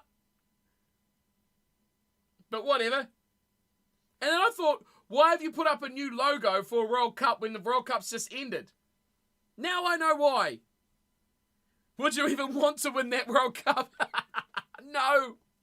No. Oh, man. Dub, do we use this graphic as World Cup countdown? Oh. How many days? How many days until Rugby World Cup 2027? Who cares? I can't believe this is actually the legit World Cup logo. This can't, they can't. Hang on, I'm going to look up Women's Rugby World Cup 2025 and see what that looks like. Go away, Eddie.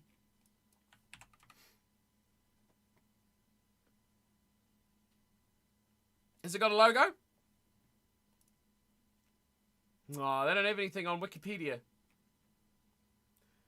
If this is what I've got to look forward to, I'm not watching it. I don't blame you. I don't blame you. Here we go. This is the World Cup's website. Oh, it is too. You're right. Reviewer. Oh, where did it go? Where did it go? There it is. Can you see it at the bottom? Oh, that's gone awful. Why are you so shit, World Rugby? Oh, why are you so shit? This is the future we've got to look forward to. Look at that. Look at this. It's the same picture though, right? It's just gold instead of green and black with a transparent background. I mean, look up here. Can we just go to the normal World Cup? No way that ends up being in. It looks like it is, Dub. Can we just go to World Rugby? Okay, so look at this, right? This here. Look at those gold sparkles. Poor woman. See, I'm looking at this here. And that's kind of cool. It's got that little three-pronged shape thing. It's got little squirrelies. You know, it looks unique, I guess. And you kind of know that badge. Like, hang on. What did the 2019 one look like? I got the shirt here. See, like 2019 had the wee squirrelies as well.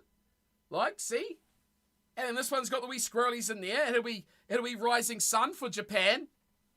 This one's got the wee squirrely lines for France. Why would you go to that piece of shit? Oh. Well, he's going to be interesting this week, isn't he? That looks like that's what it's going to be, man. That looks like that's what it's going to be. What is this for? Be the first to hear about tickets. Oh, don't even. Guys, the end is nigh. Oh. You know what makes me angry? Pan. For guys like you and me. It's like, you've got all these cool ideas. It's like, I try and promote the sport, right? I make videos. Like, I enjoy doing them, right? But for the hope of people watch it and they like rugby and they can enjoy it. But, like, I think you just feel like you're kicking yourself in the nuts. You're spending your time to do something fun. Scroll up, see what... Oh, yeah, no worries. Here you go. And then it's like, they do this shit. And it's like, why are you even in this position? You have the power to actually make this game better, to promote it. And you're doing this shit. You've got Brighton Hove Albion Stadium, Ashton Gate in Bristol, Sandy Park in Exeter, Twickenham, Salford Community Stadium in Manchester, Franklin's Garden in Northampton, Stadium of Light in Sunderland, and York Community Stadium in, you guessed it, York. Favourite union. Why does that even matter? Look, this is the list of Rugby 24 teams. Algeria, America. I'm not reading them all out. I wonder how many are here. I don't know if this is every team. Why are we using football stadiums? We have pro rugby stadiums in England. I was going to say that. Well, I was using Franklin's Gardens. Stadium-wise, using Stadium of Light.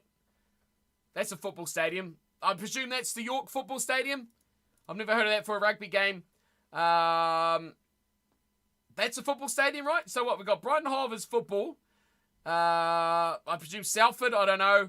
Stadium of Light is definitely football. And York? Are they four football stadiums?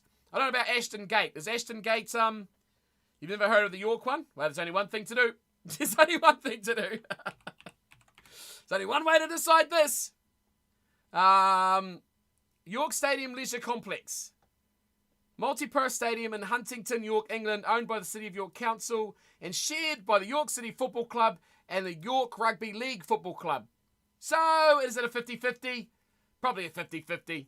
Okay. I know Franklin Gardens is definitely rugby. What about this one? The Salford Community Stadium? Oh, that's a rugby league. Oh, that's okay. That's rugby league stadium. Why?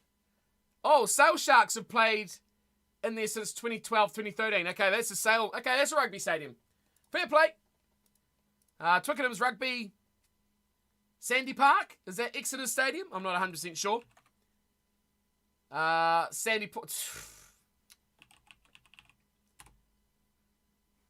Park. It is a rugby union stadium. That's where Exeter Chiefs play. Yep, I was right. And then what else do we have? Ashton Gate. I think that is too, isn't it, right?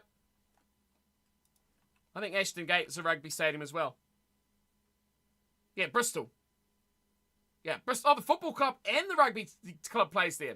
Okay. You thought Sale was AJ Bell.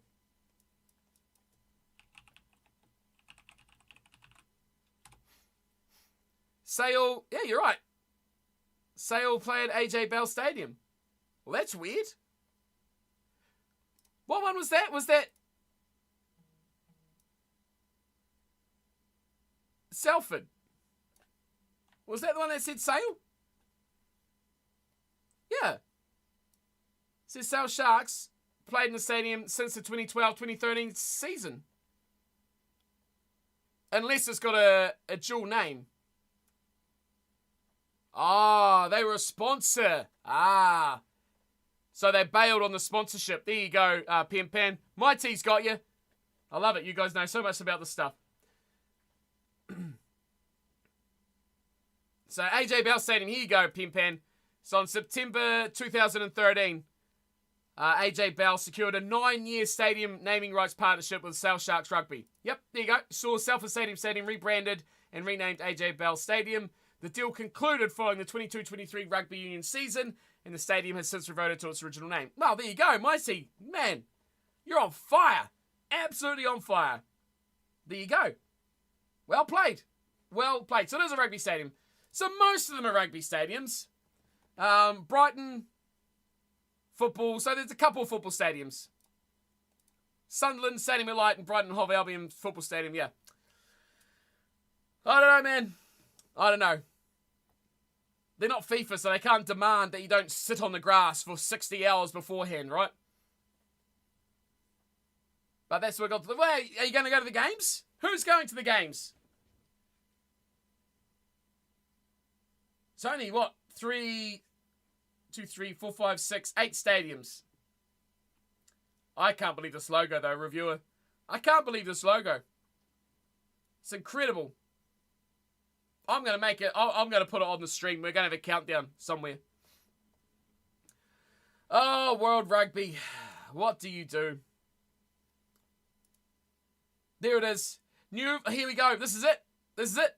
New visual identity revealed as Rugby World Cup embraces exciting future and rugby's unique energy. What a crock of shit. Depends if we are in it. That's true. My tea's going to go. Good on you, man. As always, we want pictures. A unique energy. Following the thrilling conclusion of Rugby World Cup 2020 at the start of France in Paris, World Rugby has unveiled its vision for a future of the tournament with a new visual and sound identity that captures and celebrates rugby's unique energy. Blah, blah, blah, blah, blah. It brings together key elements of the event: honour, spirit, adventure, and family. Where the piss do you see honour, adventure, spirit, and family in that trash? Where? I don't see it. Based on the idea that every tournament provides an opportunity to unleash more of rugby's unique energy into the world, including all and excluding none. Their words, not mine. What a crock of shit. I agree, Sean. Blah, blah, blah. It's in the very small print on one of the gold dots here. Alan Gulpin. He's the clown behind all this. The hope is that our new brand identity will attract and engage a new generation of young people to World Rugby, or Rugby World Cup. We have created a brand that will come to life in a digital world. How? While reflecting the changing nature of sport and society. Making Rugby World Cup more accessible and relevant to more people worldwide. How does a change of logo make a sport more accessible worldwide? They are just yapping, Mighty. You're not wrong. Alan Gulpin, I know the name, and I don't like it. In addition to the new logo, here we go. Rugby World Cup has also updated its host naming convention to now include women and men's. Okay, whatever. Blah, blah, blah, blah, blah, blah, blah, blah, blah. Man needs to stop speaking out his ass. So true. As the first to adopt the new visual identity and naming convention, Women's Rugby World Cup 2025 is embracing a bold new feature. Piss off. 16 teams, biggest ever. I don't care. Celebrates vision and a vibrant energy. God. A vortex representing the progression, innovation, and creativity that continues to be the heart of the host nation, England. Oh, here we go. Rugby Football Union CEO Bill Sweeney. We love him. Piss off. We're really pleased that in hosting the tournament in England in 2025, we are establishing so many firsts in the Rugby World Cup. We believe hosting this tournament across England will be transformational for the women and girls game, bringing thousands of players, volunteers, and spectators to our sport. God. Can't see 20-year-olds suddenly watching rugby because of a urine yellow swirl logo. That's so true.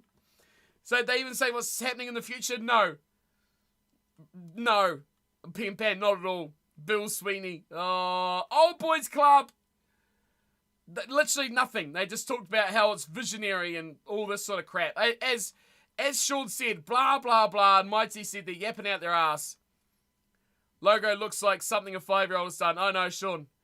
Buzzwords and false promises. Exactly. Yeah, nothing past 2025.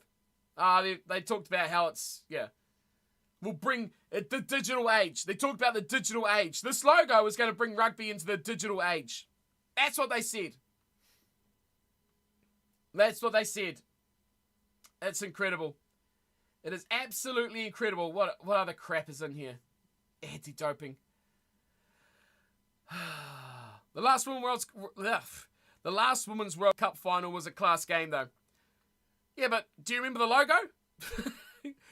Did the logo make you not want to watch it digitally? That's the real question. It's all about the logo. What other news is there from these losers? Scotland crowned WXV Women's 15 2 champions despite Italy win. Well, there you go. I remember a New Zealand player who never stopped smiling. It was nice to see. That was an old Ruby Tui, was it? I think that's one of her. I think she was one that's always... Yeah, that was pretty cool. Go us. Yeah. Even the unlicensed tournament on Rugby Challenge had more effort put into their logos. That's so true, reviewer. Oh, what about Rugby 24? What's happened to Rugby 24? Any news? Where's their website? Here we go. Nothing. I don't know why I do this to myself. Oh, new info. In recent article from NACON. That was from the 15th of September. Our rugby is on its knees. Why the hell are we hosting a Rugby World Cup? No money, yeah. Because England is the home. It's the original home of rugby. And because it's a brand new start with a brand new piss-coloured urine logo. They want to take it back to its spiritual home of rugby. Yeah. Are they at least going to change the official game of the World Cup? No, I highly doubt it. Clubs folding left, right and centre, yep. No money. But we're going to get thousands of volunteers in to help out. Oh, where's the article? Oh, well, there's no link. Oh, we read that article, didn't we? We did read that article. Release a demo. No. Garbage. No. There's been nothing. There's been absolutely nothing. Absolutely nothing. It is still going to be the official game of the Rugby World Cup.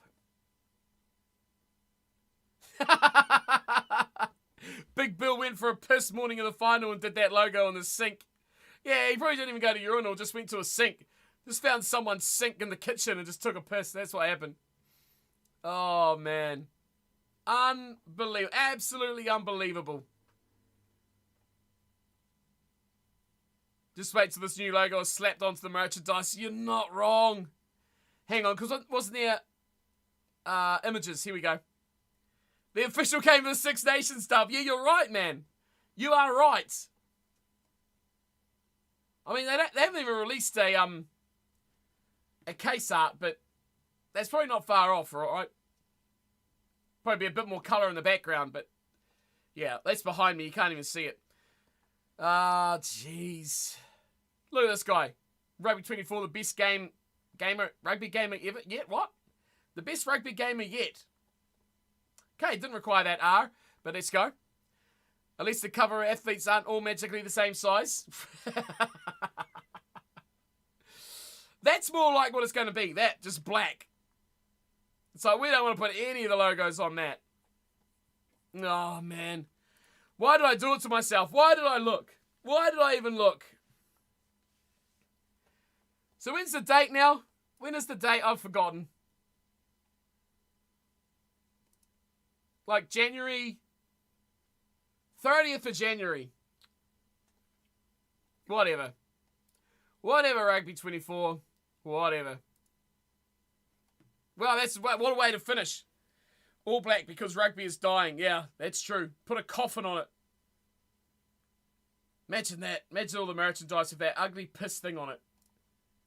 Yuck. Why? Why? But then, that's even worse. I don't get it. Right.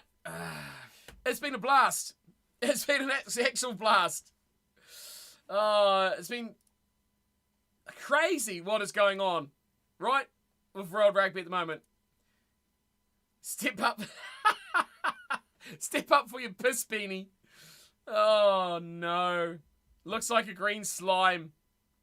You're not wrong, Sean. You are not wrong.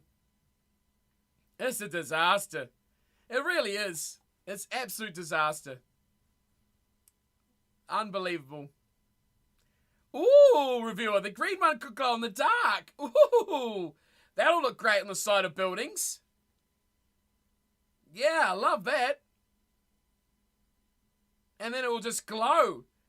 Because we love playing games at 3 o'clock in the morning. Let's get rid of the big stands of towers of lights. And just put out, you know, the glowing logo. What a great idea. What an amazing idea. Man. Yeah, better because no one will waste electricity on it. Dehydrated piss, vomit colour. Oh. I might make a poll. I'll make a poll on YouTube in the community tab with the new logo. I'll see what people think. More people will see that, and we'll get a bit of a thought on what people think about the new logo. I'm going to do that this afternoon after I get my bottle of whiskey. Woo! Free whiskey. Yes. That's the big talking point, which I better go get before they shut. They shut in like a couple of hours, so I better go get that. I like the ideas though. It's been fun. We've been productive. We've looked forward to the URC. We're going to game on. We're going to game on Wednesday. It really does shout out Australia 2027 to me. Yeah, it does, doesn't it? I mean, it screams Australia 2027. I can't stop looking at it. I really thought, reviewer, when I saw this yesterday that it was someone's channel art for their YouTube channel or Twitch or so. I can't remember what it was. Or it was on Twitter, I can't remember. And I just thought, well, that's a bit shit. It's like, put a decent effort into it. And I wasn't wrong. Because it's going to be a vomit-inducing tournament. Well, even the hosts vomit for Australia Rugby. Even the hosts, like the hosting nations, have just repeated. France and Australia. Someone in World Rugby must have drunk a lot of alcohol one day and then vomited. And it was dehydrated pissing. No, what? Yeah. I think what happened, Mighty, then they chose those colours, is they vomited. That's what came out. And they're like, oh yeah. And then they're like, man, I've got to go take a piss. So they went and took a piss. And then that's what come out of their toilet. And they're like, oh yeah, that looks good. Let's go with that.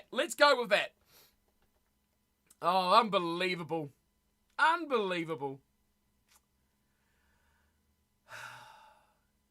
Wouldn't it be nice? Wouldn't it be nice to actually, like, do something for a sport or like a sport that was actually, like, wanting to grow their game? Imagine how it would look on the jerseys! Oh, no, reviewer! That'll look so bad! Oh! It will look so bad! Do you reckon they think we forgot who hosts? Oh, how do you make this American, though, Sean? How do you make this pile of shit American? Make it a big one. Make it that they've got to have a big one in the middle. So where the sponsors normally are, just below the breast area, that's where the logo's got to be. Shoot it. That's the American answer to a shit logo. Shoot it. And the person that designed it, yeah. Start again. Get someone else to do it. I can't believe they've changed the logo. That's incredible. That really is incredible. Oh no, what if you wear green? Who wears green though? It's not really an Ireland green. It's not really a South Africa green either. But it will still blend in. And who approved? Yeah, that's Bill. Surely. Bill or who was that other loser? Not Sweeney, but he would have loved it. Gilpin. It's Gilpin or Bill. They would have approved it. Gilpin. Stupid name. It's all about irony. You see, people will ironically like it. Jeez. We'll see. I'm making a poll. Put it on a Springbok jersey. Transparent background. Oh, they'll be wearing white by then anyway. Ireland. Chuck that on there. What other countries wear green? Namibia wear blue more. Not many wear green. No, not many do. But yeah, terrible. Who approves that shit? Absolutely disastrous. Absolutely disastrous. The clash of England's tops. Oh yeah, put a neon green. Oh, I was thinking about the green on green. I was thinking about the green on white. That's and the green on black. Oh, what about the green on yellow for the Wallabies, the hosts? Oh, yeah. Photoshop it. Get rid of that black background. We'll make it happen, yep. Green on blue will be terrible, yeah. Green on anything. Yellow, black. It's just a terrible colour. What does it represent? Like, what does that represent? Like, you know, you make a logo, right? You make a logo. Like, that's what I liked about the current logo with the prongs. It didn't really mean anything, but you got that prong sort of logo kind of represented World Rugby, and I think those prongs represented different structures of the unions and stuff like that. Kermit the Frog, the official mascot. You're not wrong. Make it for Dub. You gotta build the mascot for USA, Dub. Portugal had gold logos on their shirts. Did they? So I guess they might be able to salvage it. Not really. Put lots of wee dots around it.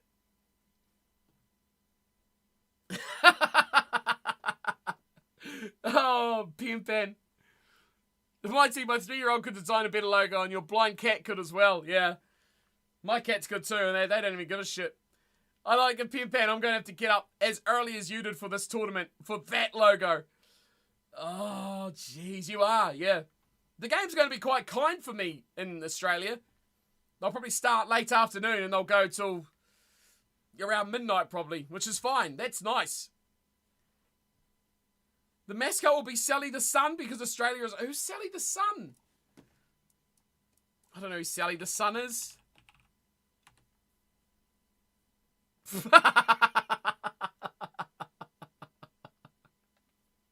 Oh, that's Sally the Sun.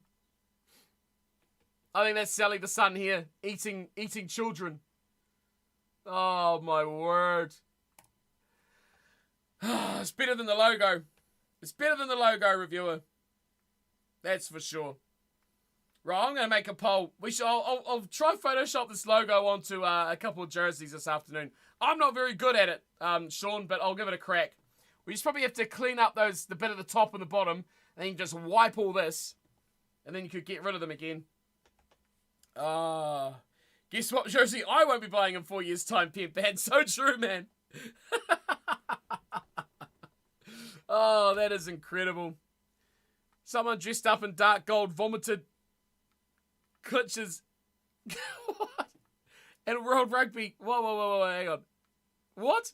Someone dressed up in dark gold of vomiting clutches and World Rugby corporate speak at passerbyers. Oh, that's how they come up with it. A big vomit on the floor and someone just come along with a stick and put RWC in it. That's what happened. Just got spewed all over their body. I know that, I've done it. I've worked it out. I know what this is. I know what this is. This is the Halloween logo. It's the Halloween logo. Yes. We've nailed it. That's it. Come November, that'll be gone. That's it. It's the Halloween logo.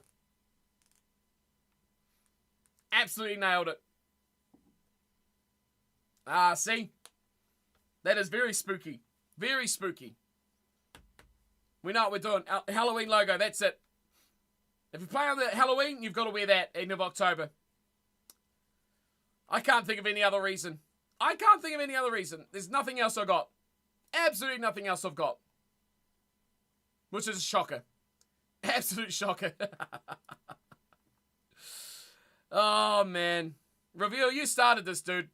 Or a green dinosaur egg. Oh, Dub, now you're really getting creative, dude.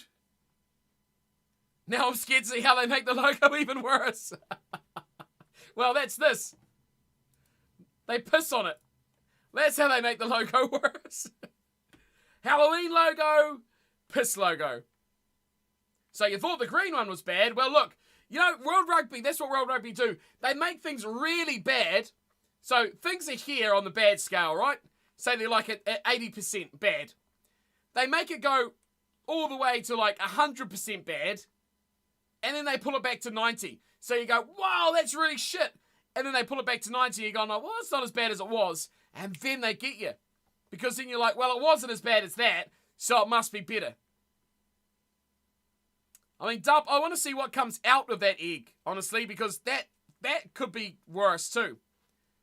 It's the gold standard of shit logos, literally. Women's Ing 25. What does that tell you? Absolutely nothing. The new Jurassic Park takes place in Australia. Yeah, that's it. Dinosaurs.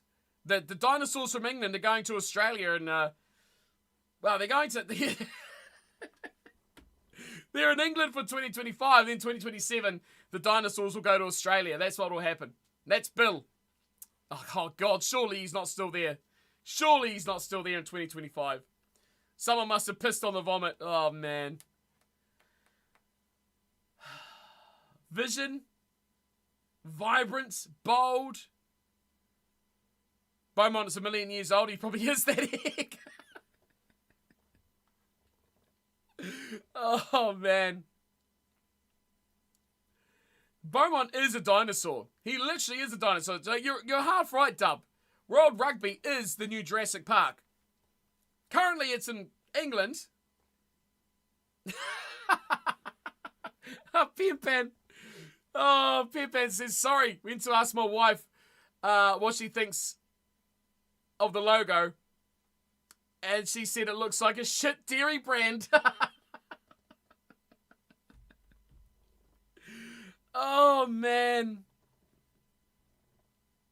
Oh, Beaumont laid that egg, reviewer. Oh, laid was covered by the little heart logo that I have at the bottom for some stupid reason. Yeah, that's more like it. I thought he said he was the egg. He laid that egg. Yeah, he is a real dinosaur. Bill Beaumont Jr. is going to come out and get himself elected for World Rugby for another 4 years. Oh, man, a shit dairy brand. Hope the animals out there finally give their just deserves, yeah. I hope it gets torn to shreds. Literally. What a pile of crap. Oh, man, what a way to wrap up. Well done, reviewer. You've made everyone hate rugby even more. Alan Gilpin is Bill Beaumont Jr. That's not a bad, yeah. That's not far off being accurate, reviewer. You're pretty much spot on. The logo is a result of you drinking a bottle of whiskey here that I'm going to go get, yeah. I'm going to drown my sorrows of logos in that whiskey. Jeez. Don't watch Paul's video or stream later. I'll be half cut by then. I'll be fully cut by then. Oh, man. That's shocking. That is shocking. That'll be my toilet. Green first, then yellow. I'll take a photo. I'll send it to World Rugby. It's like, was this the inspiration for your new logo? That must be it. Surely that must be it. Pissed on vomit. Unbelievable. Oh, my good word. You're going to cry your pain away. Yep, I'm heading off to Pimpan. I need to go pick up my free bottle of whiskey. And probably go outside before my camera overheats because it is incredibly hot in here. If you lose a bet, you have to change your profile picture to that logo. Oh, no. I'm not betting on that. Thanks for your ideas, Pimpan. I hope to see you on Wednesday, dude. We can discuss that more. We'll make it happen. We'll email Augustine Pichot and tell him that he needs to make that happen. All of our great ideas. We should note them all down. Put them in a letter. Send them not to Bill, but to someone else. Sleep the depression away. Oh, that's bad. Why? I don't get it. I do not get it. All right, team. I'm going to wrap it up there. For my short stream I was going to do today, it's gone on for like 4 hours. I'm so bad at doing short streams. It's been a blast. It's been fun. You guys have been awesome. It's been good chatting. I love it. When we go off track like this, it's the best streams. Well, it's not really off track. We're kind of on track, but we were talking a whole pile of crap. That's the best. That's the best streams. So it's been great fun. You guys have been amazing, as always. I appreciate you guys supporting the channel, as always, as well. You guys keep me alive. I'm going to go get my free bottle of whiskey because I can't afford to pay for one, so I have to get it for free. And that's because you get points. You know those things? You guys have those overseas as well. You get points for buying stuff. Yeah, that's how I'm getting a free bottle of whiskey. Because I get points for buying groceries, pretty much. And power. So, free whiskey for buying stuff you have to live. Plus for me. I will see you on Wednesday. I'll be back on Wednesday my time. So, in 2 days, 48 hours from this, I'll be back again. We'll play some Max Wilson because we don't have to prepare for much this weekend. Some URC. If you want to see some URC this weekend on a stream, let me know. We'll see if we can work something out on one of the games. Probably the morning ones. If I have a quick look. I will. I'll share it with you guys for sure. Where's the URC results? This weekend. Like, maybe if you want to do Glasgow Stormers or Ospreys Sharks, they're reasonable enough. Scarlets, really, any of them, really. Wouldn't be that bad. 2 a.m, probably 2 and 4s are probably shockers, but, 6 or 8, I could definitely get up for those. So, let me know what you think, and we can make something happen. That is the plan. That is a plan. And we can still get some gaming going on during our non-World Cup 4 years. And, of course, we've got Super Rugby and all that as well coming up next year as well. So, I will make something happen.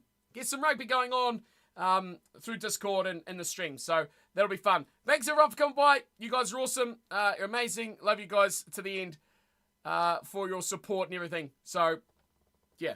Thank you all so much. Great chat. See you on Wednesday. Some URC will be cool. Don't get up at 2 a.m. for URC. Why not, Dub? Why not? You'll be here. We need to get non-dub work time games. If they had one at midnight, I'd definitely go for that one. But other than that, we'll make something work. We'll discuss it on our Discord. Thanks, everyone. See you Wednesday or Tuesday night. 24 hours time, 48 hours time. Thanks for coming by. See you all later. Have a great day. Enjoy it. Sleep well. Don't cry too much over the logo. It really is that bad. It's worth crying over. Kind of is. See yous!